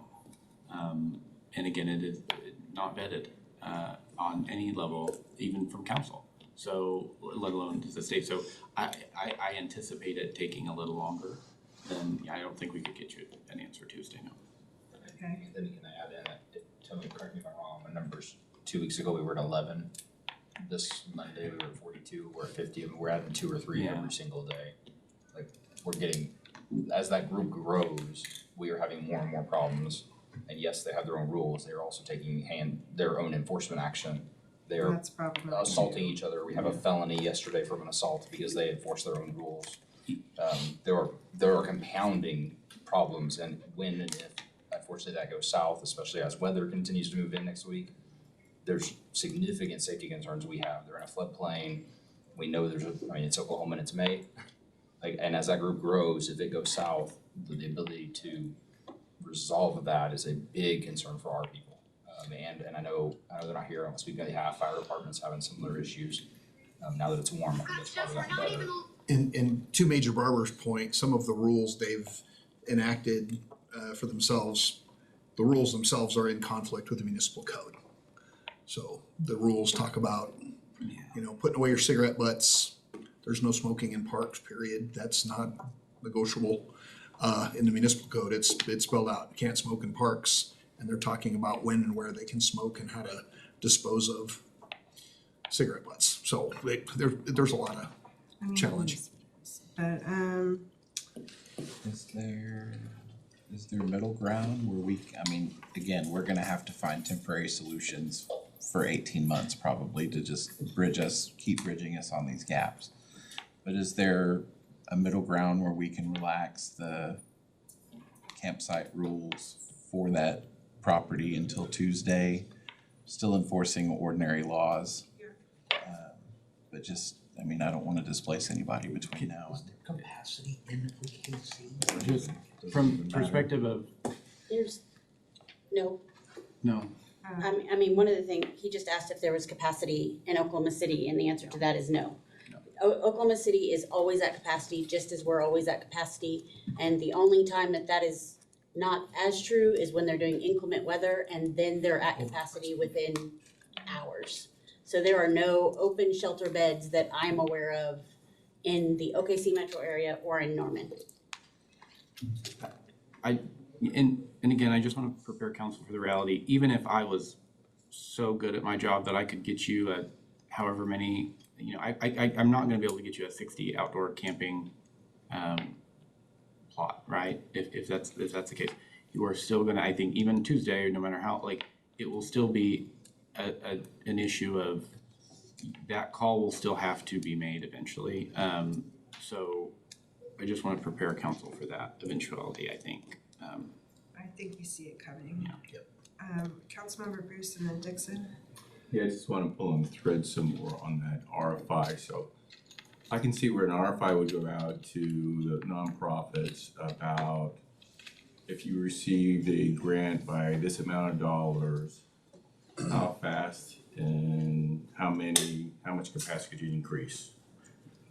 And you'd get your question answered, and you'd also add a statement in your RFI, unsolicited proposals are welcome. Somebody turn around and say, hey, you give me 10,000, this is what I can do for you, and let's make a deal. I mean,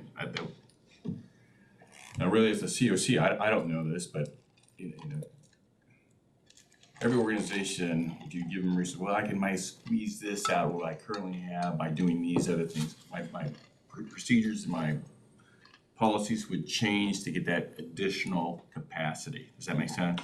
Quickly. I mean, that's worth a shot. That might be 10 more, it might be 2 more. I don't know, but that's really in your wheelhouse.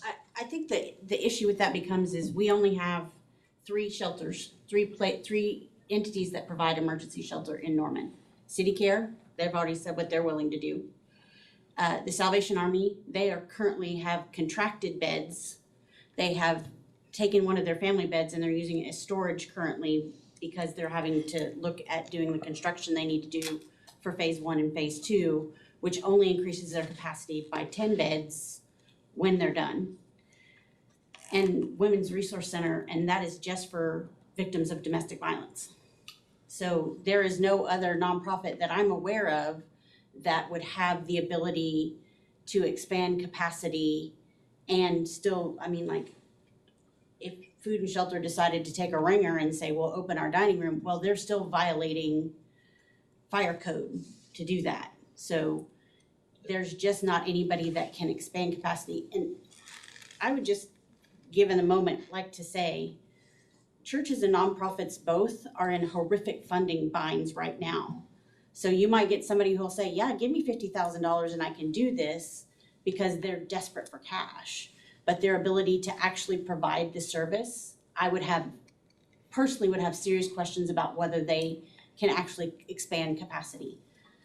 Also, not to interrupt, but I have a question about if we were hit up by entities that wanted to step up, could one of our processes be like you need to connect with the COC and be actively working with them? Because they have a by name list.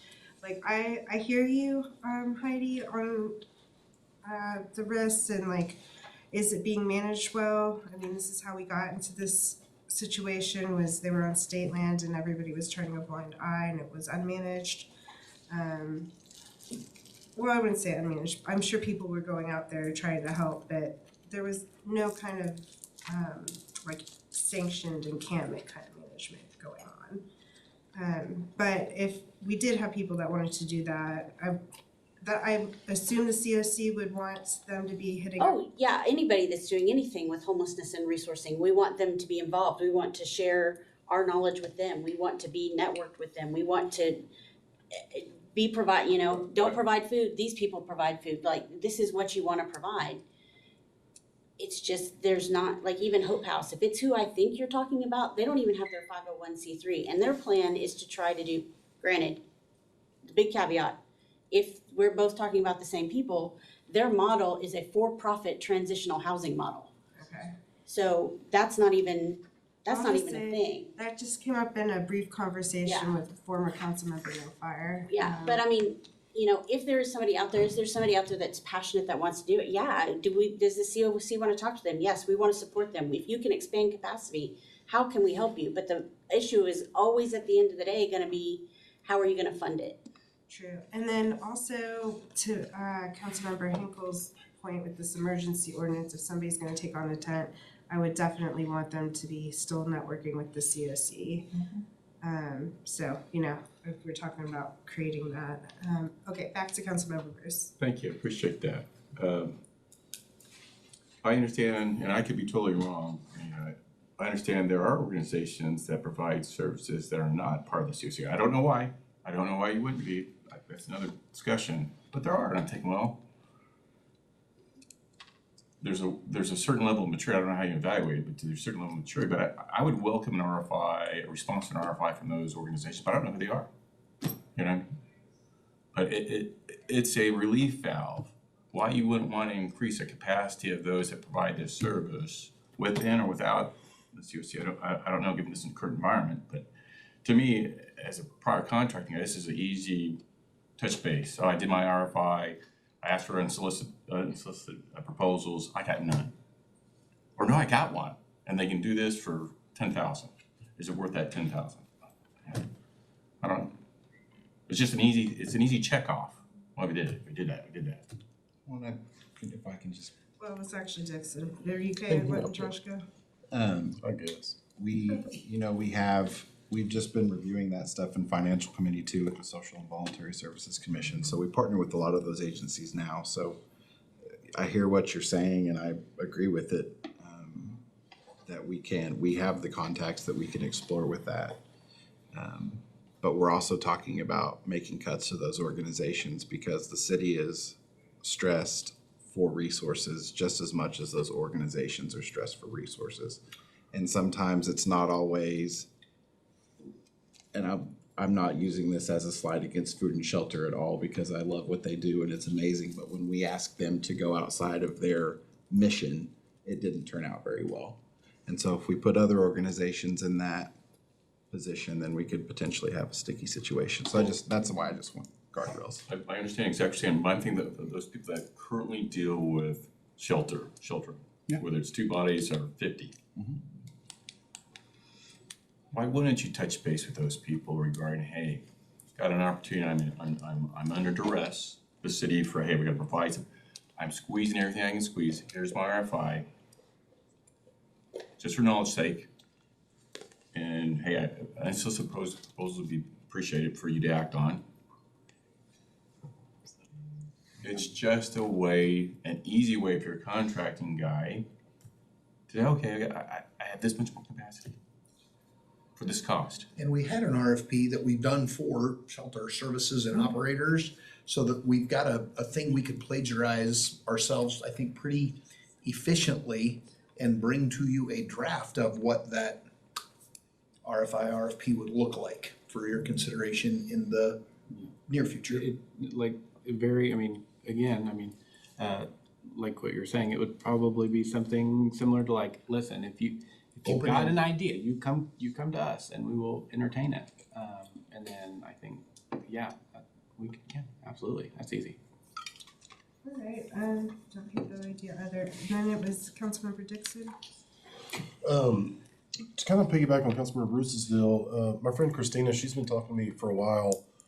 There's her and there are numerous other former employees from Food and Shelter who didn't stay on with City Care, and I think they would love the opportunity to, if we said, hey, Church A, you know, can you do this, you know, and we do have some people that are experienced with this population and kind of working at shelters.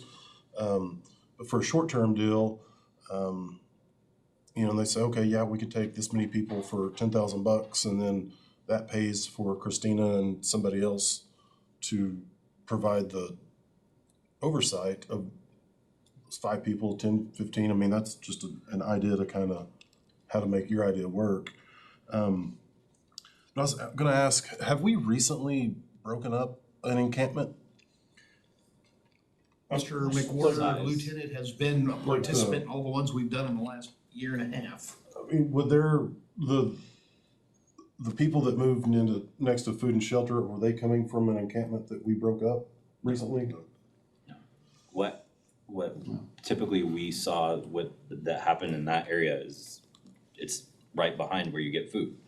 So we had 1 and we had 2, and no one stopped them and said you can't be there. So it got more and more because they were allowed to be there, and it's right next to food. So why wouldn't you be there? Yeah. And so we went from 2 to what we ended up with. Gotcha. And then when they were told they couldn't be there anymore and that stopped, then we shifted other places. There are other large camps still in the city there. And Yes, sir. and individually, right, just because it's not like you have a 30-person encampment that you break up on Monday, trespassing is the number 1 citation given, non-traffic citation given in the city of Norman.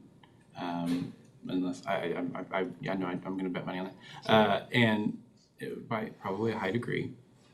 So like, maybe there's not a large scale encampment, but I'm sorry, it is every day.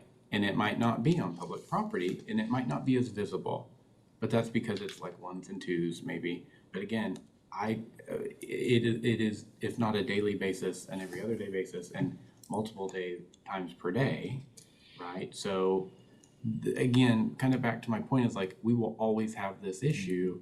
And I think that, you know, from a staffing perspective, we continue to deal with this issue on any given day. So it's very difficult because like, do we keep in, like, is it just Francis Kate? Is it, you know, Sutton? Is it all these other parks that, like, what is council's intention? Because also at a certain point, I think, should we start, like, again, knowing how many temporary solutions we've had for a long time, like, at what point do we need to start managing what is currently on there now? Because I'll be honest, it's gonna take a long time potentially for this council to, you know, work on these solutions, right? So like, at what point do we start managing? Because otherwise we are, you know, throwing the doors open and saying, here's your shelter solution while we figure out how to solve homelessness. And from staffing perspective, it puts us in a difficult position because we need to know how to manage that, if at all.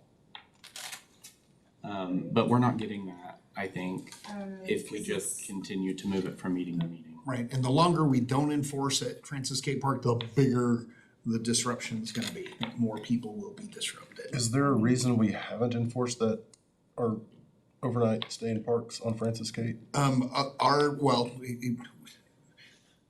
Such a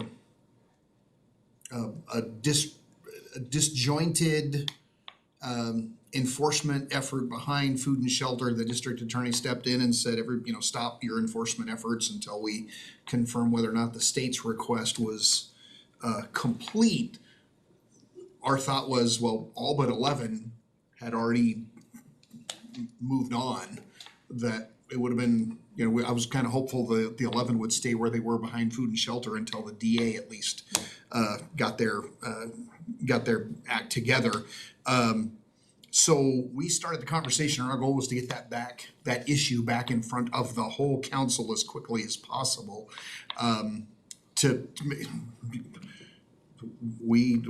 one thing we know how to do well is go through the process of decommissioning a campsite. We put up the notice, we do the outreach, we guide people to where services are available, and then for those who remain, that's when you start getting notices that, hey, if you're still here by this day, you're gonna get a ticket and then you're gonna go to jail.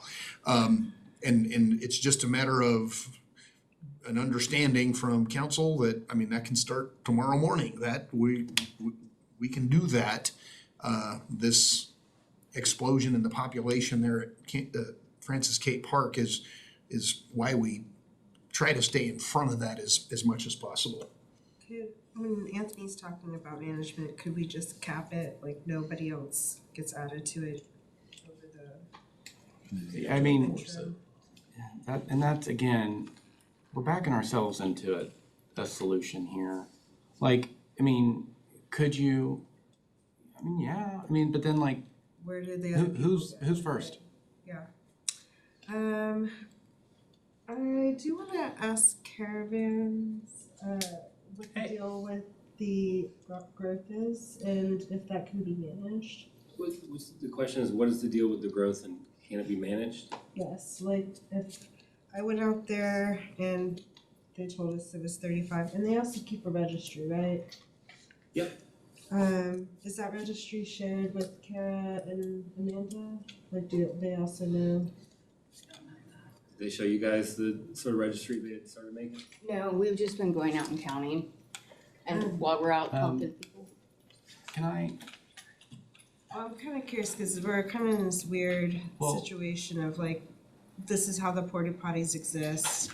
This is how the trash is getting picked up.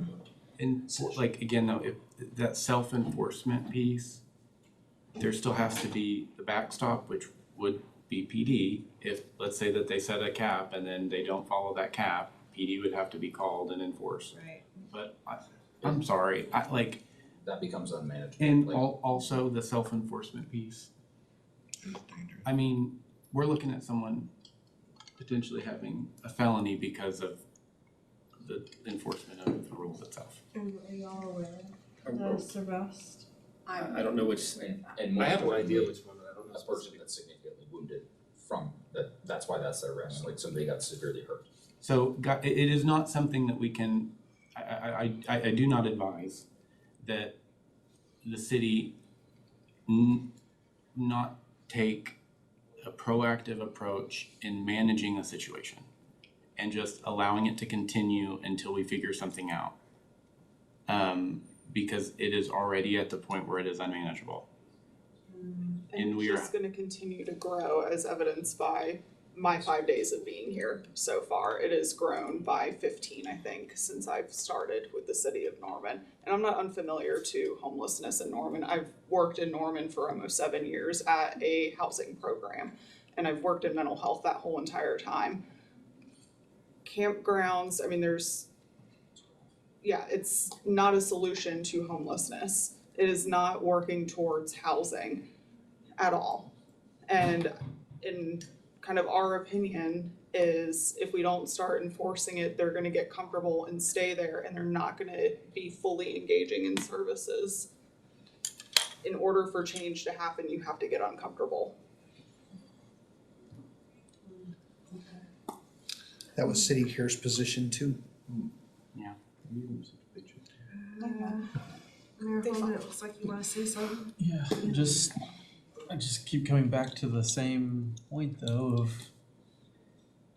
okay, we enforce them, but where do they go? Where are they gonna go? We kick them off Cape Park, where are they going? And again, then let them stay there and manage it. That's the thing is, like, And I from get a what you're saying staffing about how perspective, complicated that is too. I'm just like, where do we no send them? direction is not direction, Yeah. right? So, either you manage it or you don't.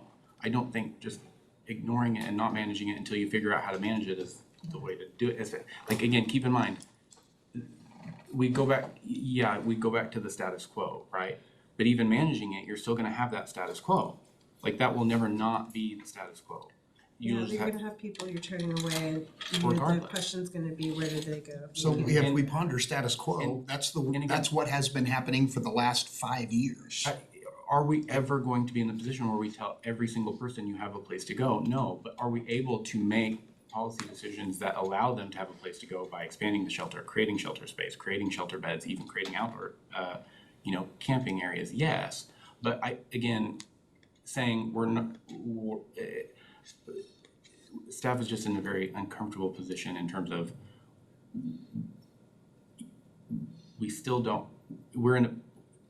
we're putting them in the position of saying it is technically illegal for you to be there until we figure out otherwise. They still do not have the, like, kicking it down to the next meeting, to the next meeting, to the next meeting doesn't give them a place to be because they are still it is still technically illegal. And you're facing the situation, we're gonna be in the middle of a meeting and there's going to be an incident down there, or DEQ is gonna come in because it's also on Bishop Creek. And we have no direction from council on what to do. And so we are then forced in the uncomfortable situation of how do we manage this when we have no direction? Okay, well, I will clear some of it up from my perspective and the other council members should weigh in. But I would like to just start managing it and working with what's out there and figuring it out. And maybe if that means a cap, and then also there cannot be street justice in the camp. And we'll have to, caravans would have to work with the COC and city attorney's office to like manage what we have now. I would go in that direction. I can't say that the others agree to that, but I don't think that displacing people is, I think there are some people who need that stability. I do hear that it's, people will get comfortable, but I don't think this is a long-term solution for too much longer, honestly, so. And I have a question, and this is an attorney question. The concept that Caravans is responsible for this encampment, we don't have a relationship with Caravans other than they submit mileage for reimbursement for transportation services to the homeless population.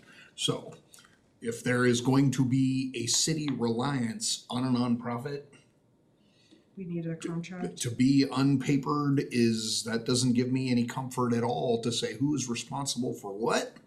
And the concept of, well, there's a set of rules. The city didn't participate in any set of rules because we have rules in the municipal code. That is our set of rules. And it says you can't smoke here, and it says you can't do drugs here, and it says a whole bunch of things that are currently being allowed to happen in a city park in violation of the municipal code. So it's an issue.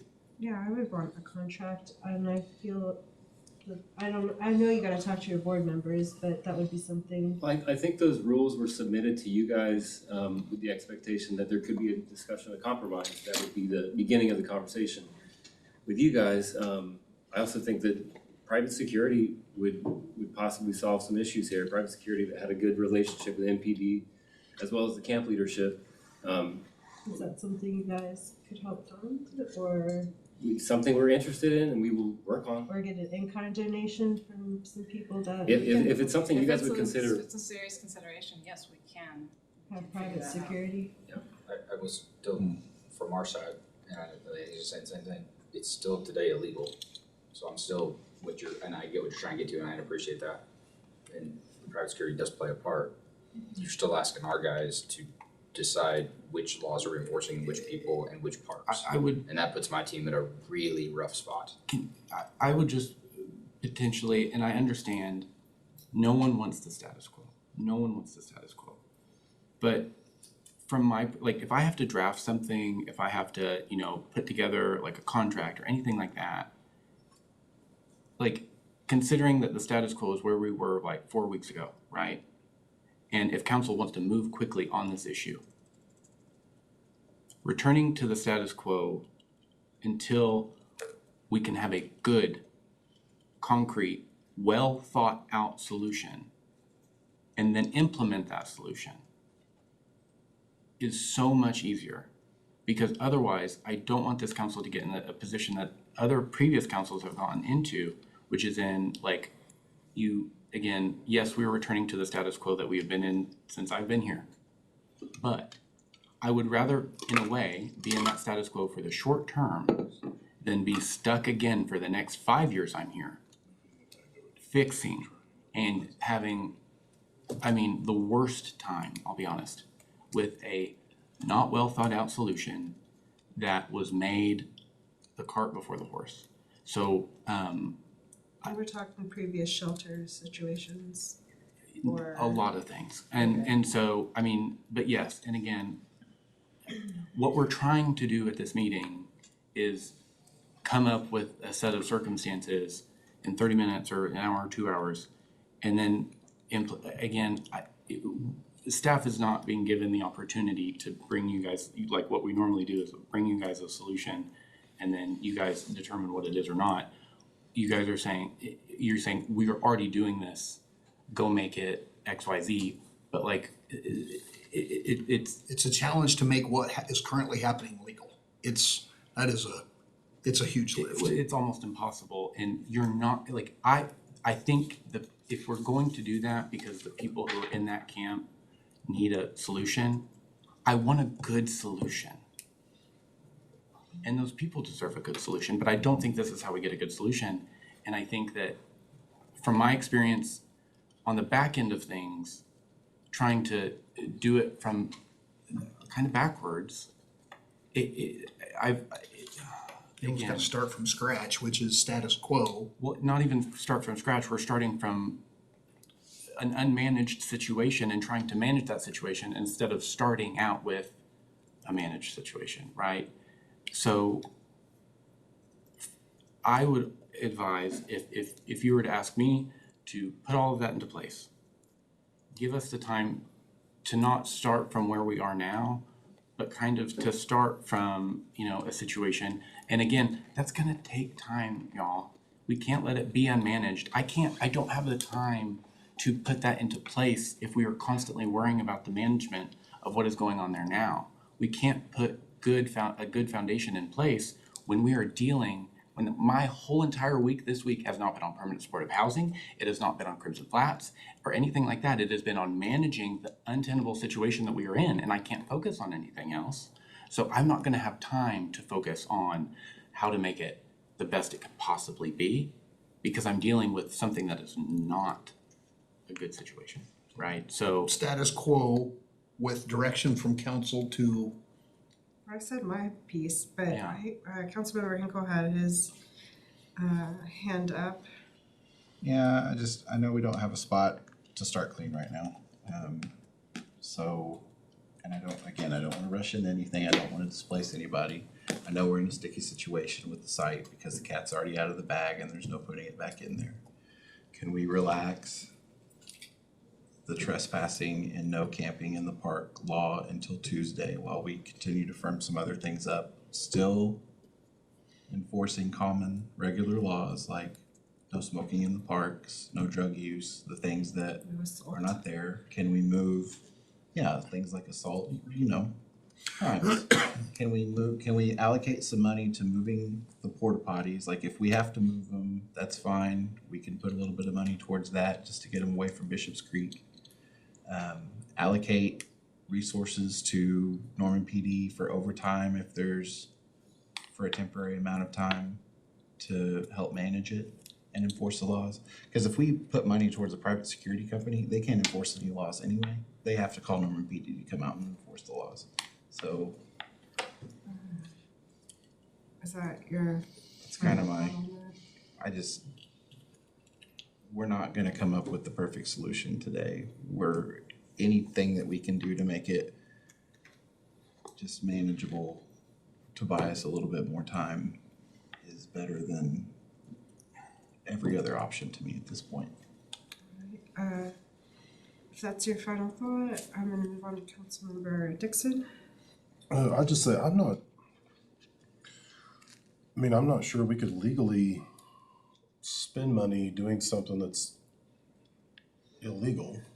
I'll meet with Rick on that later, but I think whenever it was 11 people, we missed a good opportunity to kind of break it up then.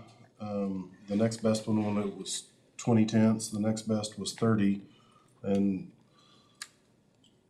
now the next best time to break it up and enforce the laws is, I think, 50 tents. That's where we're at today. No telling where we're gonna be on Wednesday.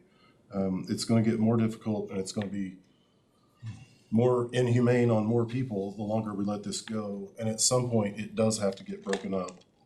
So I'm not in favor of letting it go. I'm in favor of enforcing laws as they're written currently.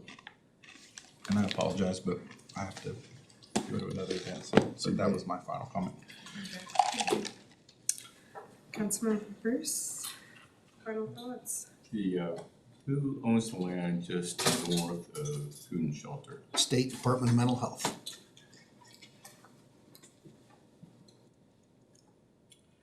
Now, I don't know the status of conversations with that group, but it's an opportunity. There are still tents visible on the north side of Food and Shelter on state land right now. When you say it's an opportunity, Say, look, I'd like to buy another acre of land from you. This is where it's located at. For a half acre, you know? so.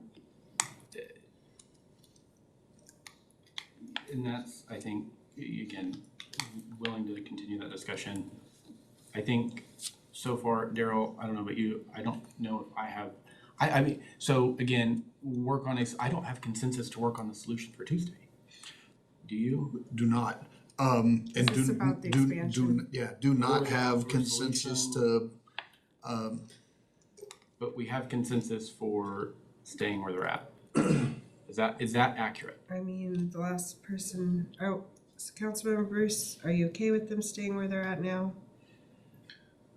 No, I'm not okay. Okay, so you got two that aren't. Mayor Holman, last thoughts? I am for continuing to pursue the negotiation with the state and pursue the stipulations that they set forth that they might be willing to work with us on.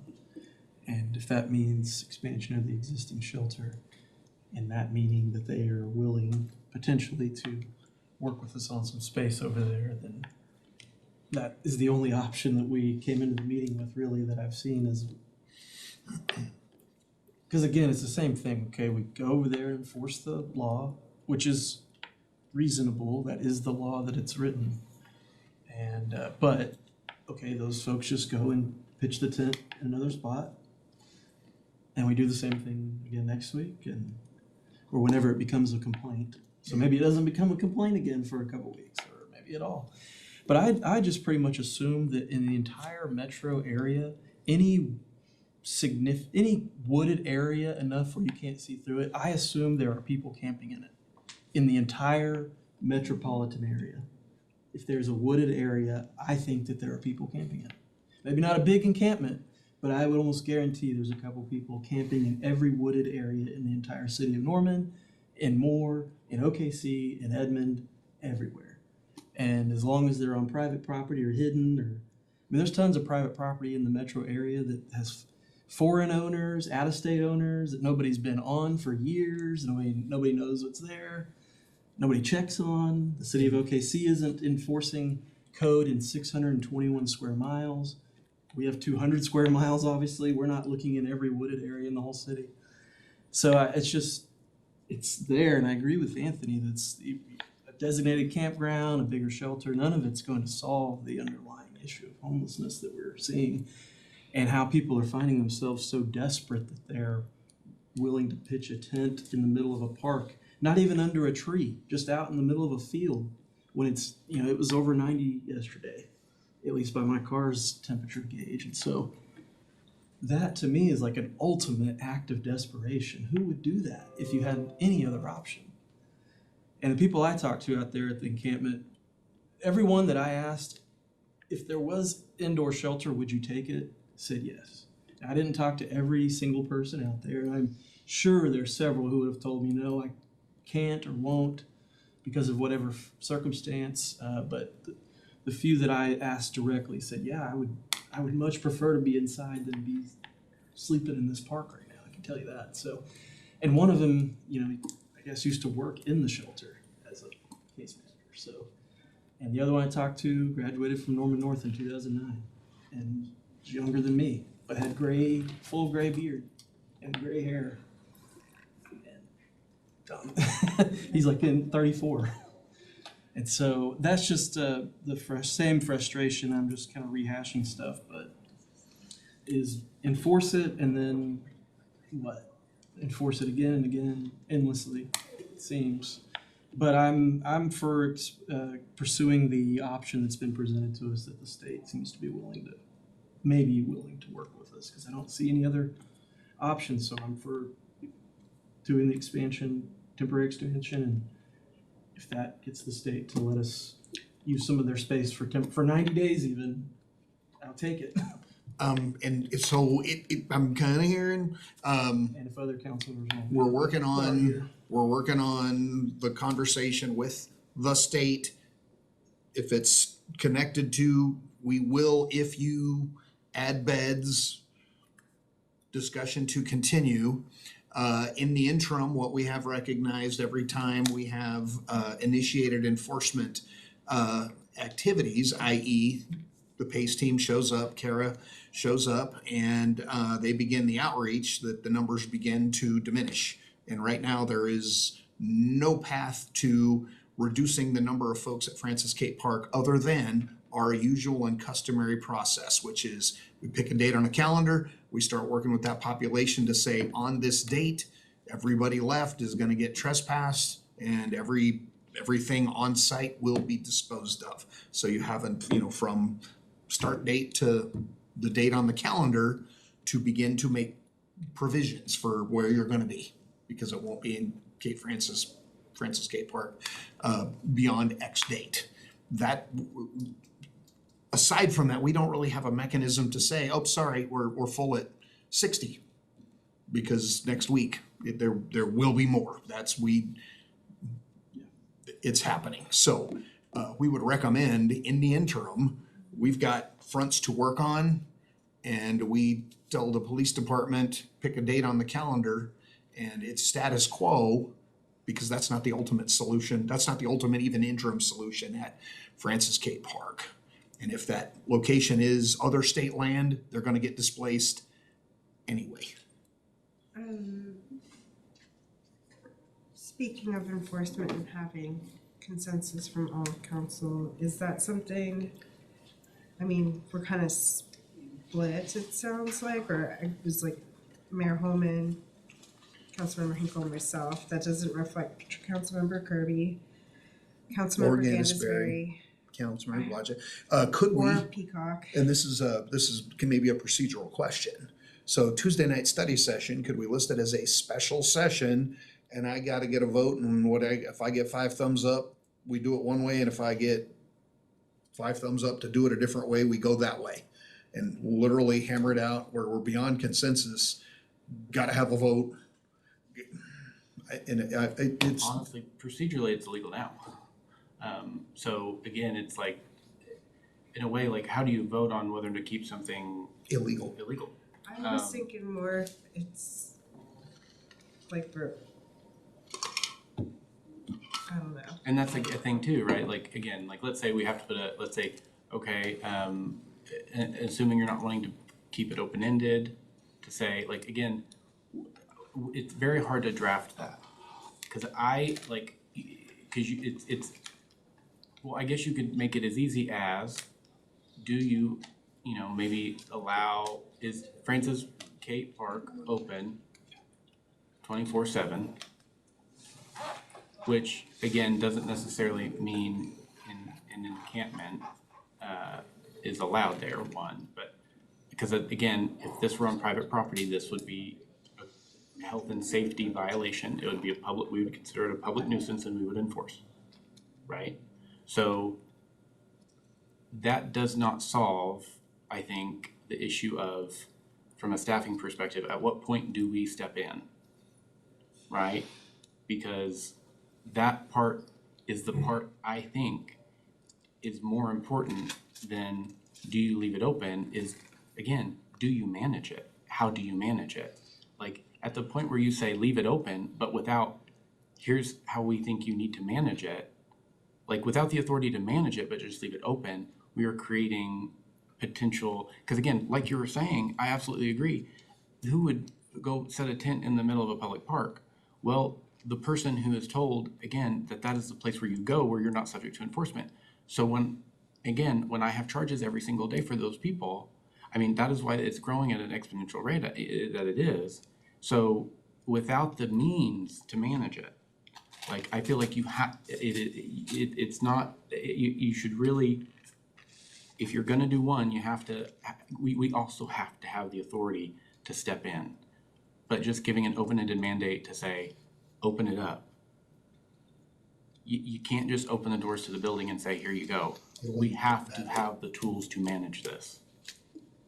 But we're not being given that as well, and that's what we're asking, I think, So from staffing. to recommend telling Lieutenant McWhorter and our social outreach team to commence that decommissioning process, start directing people back to services while we work on the solution with the State Department of Mental Health, an RFP, RFI for the expansion of those services, and an ordinance to allow individuals and church groups to take campers in this interim period. That would be manageable from our perspective and keep you in compliance with the existing laws of the city of Norman. There's not an ideal answer out there at all, but that allows you to stay compliant.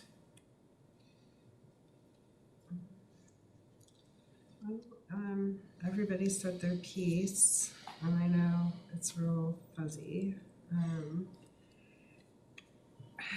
I guess, is it helpful if the other council members weigh in at all later? I mean, yes and no, right? I don't, again, I'd rather it happen at an open meeting. And of course, we don't have all of council here, but again, that's because we did have council here, but then we kicked it to this meeting, right? Yeah, it was a time issue, and I understand that. Voting for, how do you vote to not enforce the municipal code? Yeah. I don't know that it'd be voting as much as just saying we're comfortable with this date because other organizations have helped figure out, okay, they're gonna be out by this date. Maybe this is they're helping people however. Mayor Holman. Because on that note, when we do clear an encampment, we say we're gonna give you 2 weeks or whatever, right? So we're basically saying though that we're ignoring the law for 2 weeks until we get you out of here? Not necessarily. You're trespassing on private property and we're telling you you have to leave, but we're telling you you don't have to leave until May here's the thing. 15th, Yes, so you're saying yes, technically, but we're still saying you have to leave. And we're giving a date certain because one, I think those people deserve a little certainty. Yes. And two, again,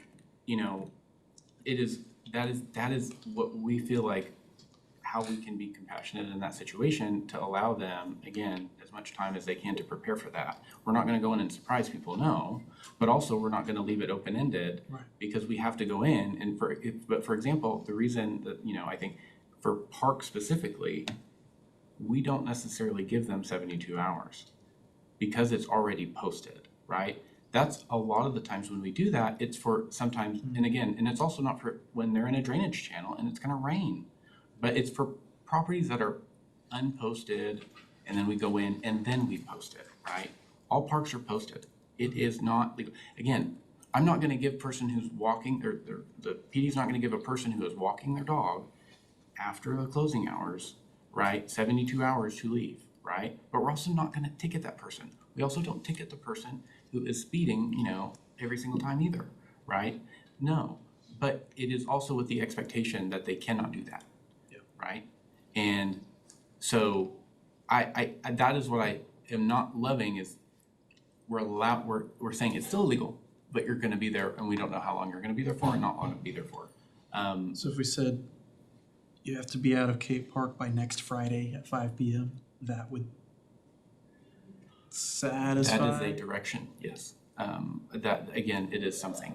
And I think that allowing us to kind of manage it to some extent in terms of keeping tab, is that 72 hours is our that, 72 hours I think is. And that would get us ahead of the storms too. Yeah. So 3 days. When you say storms, do you mean weather? Yes. Okay. And I would also, prefer, now that he says that, if that is, again, although the practice has kind of been not 72 hours, but in larger encampments, we typically, that is the policy we proceed. Consistency, I think, is important. Specifically for this one, in fact, while we're here, we just got another email from Action Urban, another park, And the direction for night shift tonight is, hey, go make contact with them, be reasonable, ask them to move on. Because, again, Then we do that we did that Legacy Trail twice last week, we did this one tonight, like, this is a common occurrence, a little different when they. Was it different with the one behind Food and Shelter because that was not a park? So we were able to say, well, It's we're coming on the April state made that 28th. decision It was because state that was state property. Yeah, The and state they were did able to too. say on April 28th, Yes. we're coming in, They so said- get ready. Yes. and so, again, keep in mind, put yourself in the situation of an officer who's going to enforce at McGeorge Park tonight, right? We're not being consistent in that application either. But also, when you, like, again, if the expectation is to leave it open but not manage it, if you don't want officers to say, you're trespassing here and you don't have a place to go, they're going to tell them to go to Francis Cade. And isn't that, honestly, if I'm in a position where I have to do that, I'm gonna tell them where to go. So, I feel like there has to be an expectation one way or another. I'm not trying to advocate for one specific one necessarily. I just want us to be able to have the direction to manage one way or another.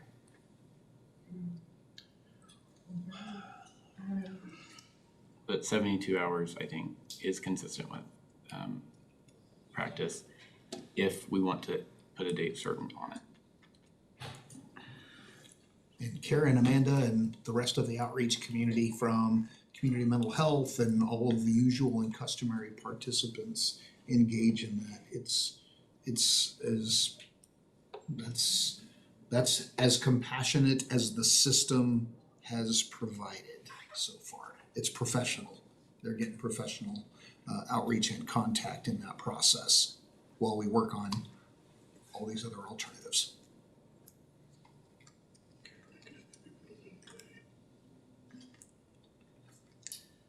Just got a question, hypothetical, let's say the state comes back to you after you've talked to them, say, yeah, you got this temporary reprieve for a while, you can use it. And then, I'm thinking, well, you keep mentioning management oversight. So I'm looking for a framework. What is that? What is that? That's a great question. Excellent question. That's a great question. And that is one that honestly, I as a staff person am not looking forward to having to write. Because again, we don't have a contractor to write it for us. We don't have a good example other than the shelter, and this is not a shelter. I don't have bathrooms. I don't have any of the tools to make this work well. And again, so do I have an answer for that? Absolutely not. Should there be an answer for that? Yes. But keep in mind, if that is the direction, know that I can't promise you a good result.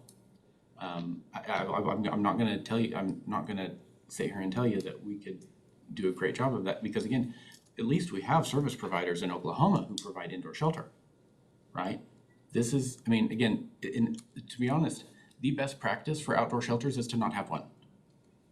Right, Heidi? That is correct. I don't know what to give you. Well, from what I understand, you can't get into the city shelter as far as additional capacity until the sprinklers is put in, from my understanding. And potentially chemicals, because that was the So- other. So, well, okay, then we're into, okay, well, how do we minimize things? You said R5 ordinance, potential ordinance, emergency ordinance. You're interfacing with the state for, hey, I need a reprieve for a little while, give me 30 days, 90, whatever it is to think through this thing. And then, okay, if the state comes back and says, hey, yep, we're gonna let you use it, then it's like, okay, what's my plan? As far as management oversight, this management framework to manage that camp. Then the other thing in my mind is, if someone's gonna, I don't know if it's you or someone on staff is gonna try to say, hey, can I buy some more property from you? North side of, because, when I'm thinking, I'm just thinking, it's always good to have a transition area when you have a shelter. North, south, east, and west. That's almost like a campus. It's like, this is turned into a campus. So the question of that has to eventually be asked to do our due diligence.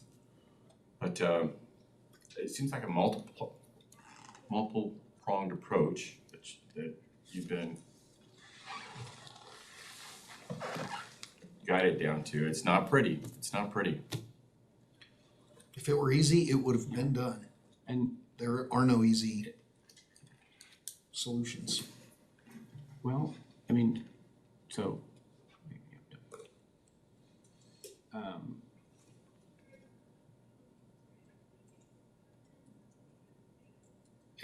If it helps, I think that, again, that 90-day in the interim to get it to the shelter, right? If it were even possible, I think that is, again, another best case scenario of, a time limit management piece, right? Which is what we're asking here. And I understand I don't know what the answer is. But I think an answer is needed. Well, I would just say that I'm not opposed to speaking on Tuesday about a time limit. I do hear the weather portion. I did ask the folks that are camping what they do when it's inclement weather. They were jokesters. They said, depending on a warning or a watch, you go out and watch, maybe crack a beer if it's the sirens going off. But others told us that they find spaces, not necessarily, maybe the property owners don't know that they're there, but they take shelter in people's sheds and other places. So I'm also weighing with if we are telling people to be gone by this weekend, that they're just gonna end up in people's yards. So, and I don't know if that encampment will stay there during the bad weather or how that will work, but I would definitely get the other council members' input. And I appreciate the difficulty that staff is facing, given we're so split on this. And we appreciate the position the council's in. This is just, it's the toughest challenge put before any elected body. This is it. This is the big thing. I would say if you guys really want clear direction for this weekend, I hope Councilmember Gandasberry, Kirby, Blodgett, and Peacock can finally also provide that clarity, which I'm not gonna reach out to them. I assume staff can and get that. That will be our mission. And All right, if there's nothing else, I'm gonna adjourn. Yes. We need some clarity for going forward for this weekend. What are our expectations? 72 hours. Starting tomorrow, so that would be, so they'd have to be out of the park by Monday at 10. Monday. And the weather is when? Starts Monday. On and off all weekend, but it looks like our highest chance right now is Monday evening of the more significant concerns. All right. Not for doing that, but I'm gonna leave it to what the other council members say. So, if we if they did agree to Monday this. night, end of day, not in the morning, but I don't. Yeah. I just, without them having somewhere to go, I just don't. I know the Supreme Court changed how things can go, but before that, we couldn't tell them to leave without giving them a place to go, right? No. Sort of. No, so that wasn't really, that wasn't the case. So in the Ninth Circuit, there was a little bit of that, but again, keep in mind, and again, I'm not saying we have to tell them. There is, like, if you want them to stay at Francis Cate, I'm not saying don't do that. I'm saying if you do that, at the very same time, give staff the authority to put rules in place, to manage, to put a cap limit, because what you will have is what happened in the Ninth Circuit in Arizona, right? Which is there was an area of the city that the city threw their hands up and said, we're not gonna enforce, right? And then they were sued, and then, they got an injunction at the state level because they weren't, and it's called a state created danger, right? And, when there are things happening in that encampment and then it's not being managed, right? When there's weather that comes and it is in a floodplain. Again, when we're not managing where it is at, right? The fact that if a flood comes and someone is asleep in their tent and it gets washed away, that is on us because we did not manage it, right? And so that, we don't have that authority, right? Because we're not giving, so again, so keep in mind, yes, in Phoenix, at that same time, there is also the expectation, because there is a federal injunction at the same time saying you are not enforcing correctly, right? It was a fine line. What went away with that Supreme Court decision was that case, right? That does not relieve council of the, responsibility to manage health and safety, right? And to have that authority. So that's where I'm struggling in that, but also the inconsistent application across parks, one, and also allowing it to be illegal now and continue to be illegal until we make a different call, which we may or may not get consensus to do.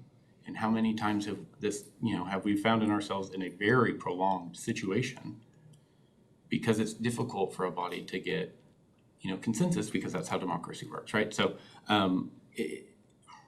yes, what you're saying is, but we were never in that position, one, because we're not in the Ninth Circuit, but again, that didn't mean you just can't enforce either.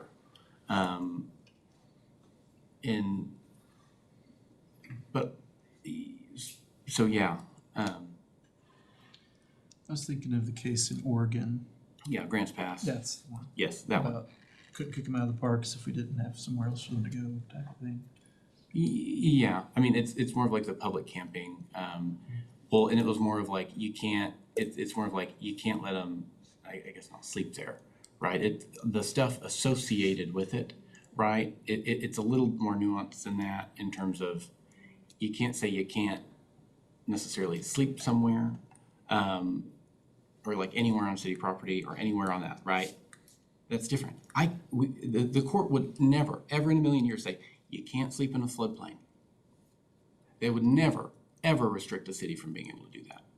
But right now, I am being restricted from doing that. It's different. So we do have enforcement efforts that will be underway in other parks tonight. I don't know.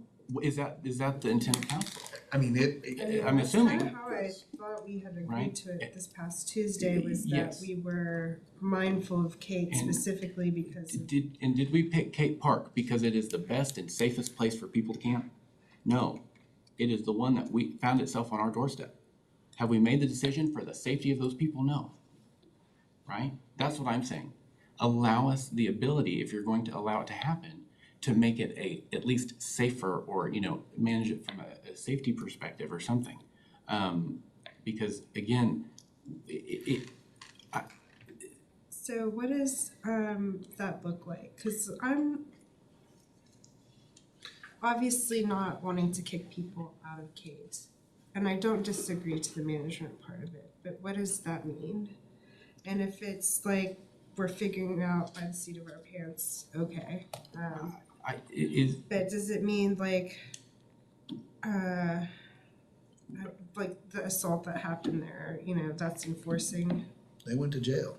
right? And that's what's gonna end up happening, right? Now that person who shouldn't have been put in that position because we should have been managing it in the first place has a felony potentially on their record because they were tasked with enforcement, right? Not us, the governing body who has the responsibility to do it, but that person, right? And I'm sorry, I shouldn't be getting heated, but that is what we are asking, and that is the reality that we are seeing.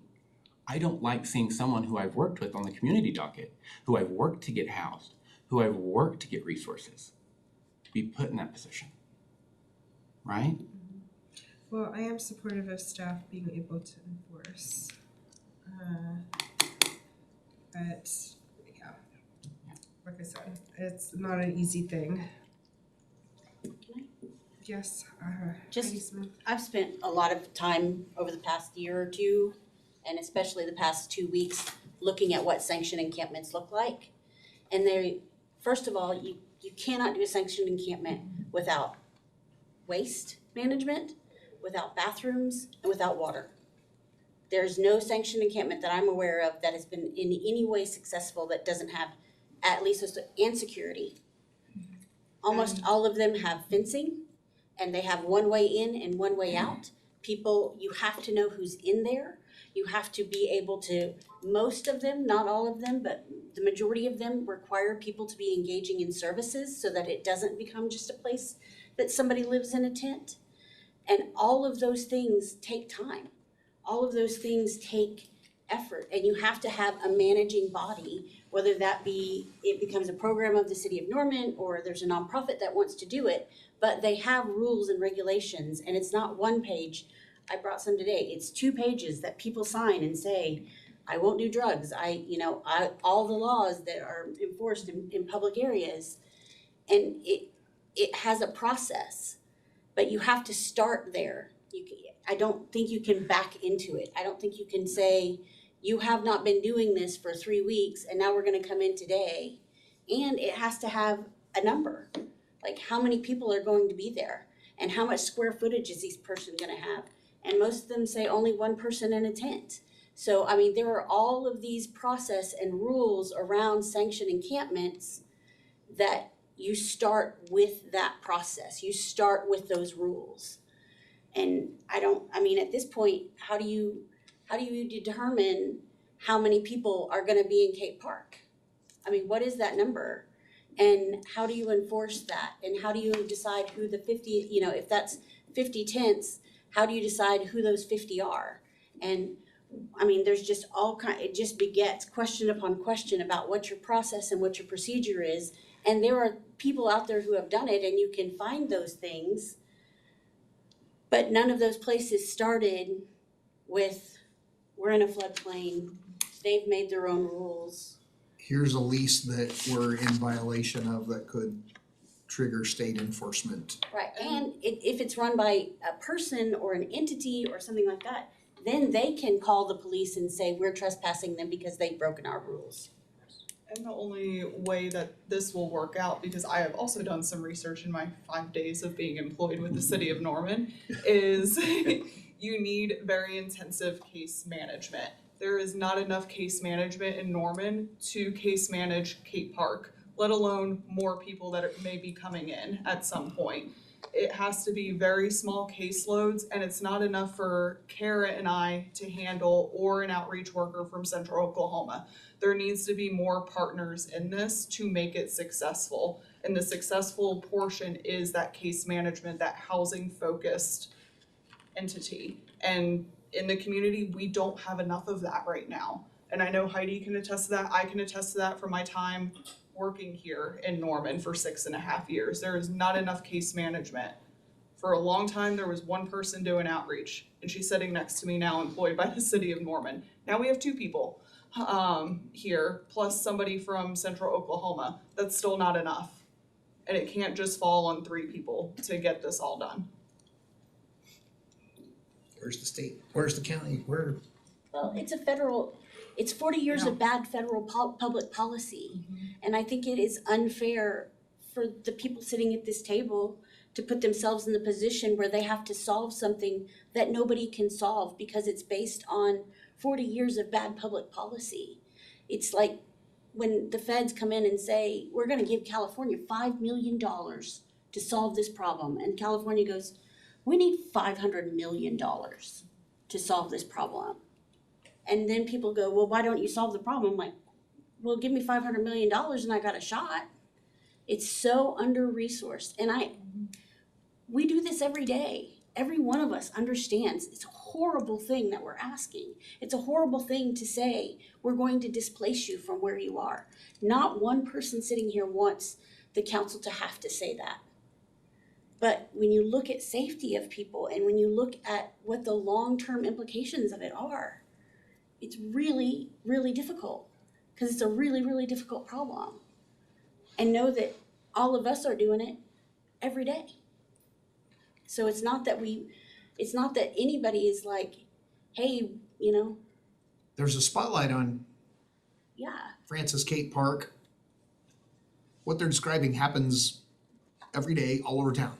Sometimes it's at the river, sometimes it's another park, sometimes it's in BNSF right away, sometimes it's on private property, sometimes it's on public property.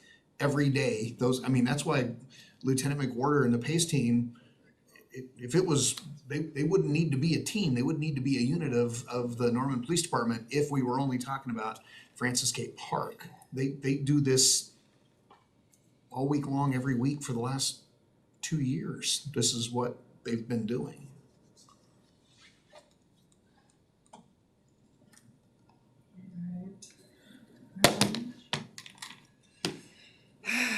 Well, I hate to end on this note, but like I said, I do support if we're having people at Kate, there being enforcement to protect folks. I hear you, City Attorney Puritan, when we talk about people catching felonies, because that does not help them get housed, and it certainly does not create safety. And hopefully other council members will weigh in and give clearer direction if this is not clear enough. Is there any other comments before we adjourn?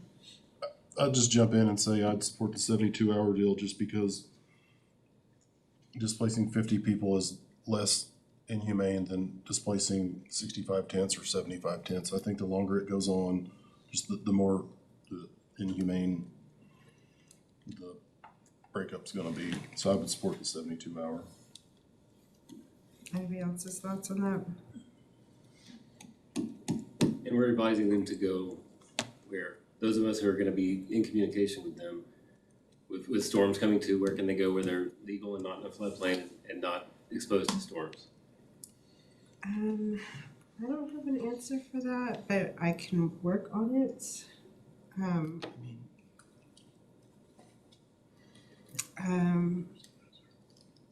There is no answer. I think there are potentially better answers, but we're not giving ourselves the ability to look at alternatives. Oh, I Instead. want to explore No, these no, no, as in alternatives. like the near future, as in like, in terms of maybe at least identify a place not in the floodplain. A different park. Like someplace that is a little safer, that is not going to potentially be subject to D&Q enforcement or anything like that. For all ears. Exactly, but I can't provide that. I can't provide that. Can anyone? Council. Do we have a place that's not in a floodplain that we can tell people to go? Not legally. City doesn't own a bunch of surplus property. We don't have it on the balance sheet. All right, seeing no further comments, I'm gonna adjourn this meeting. Thank you.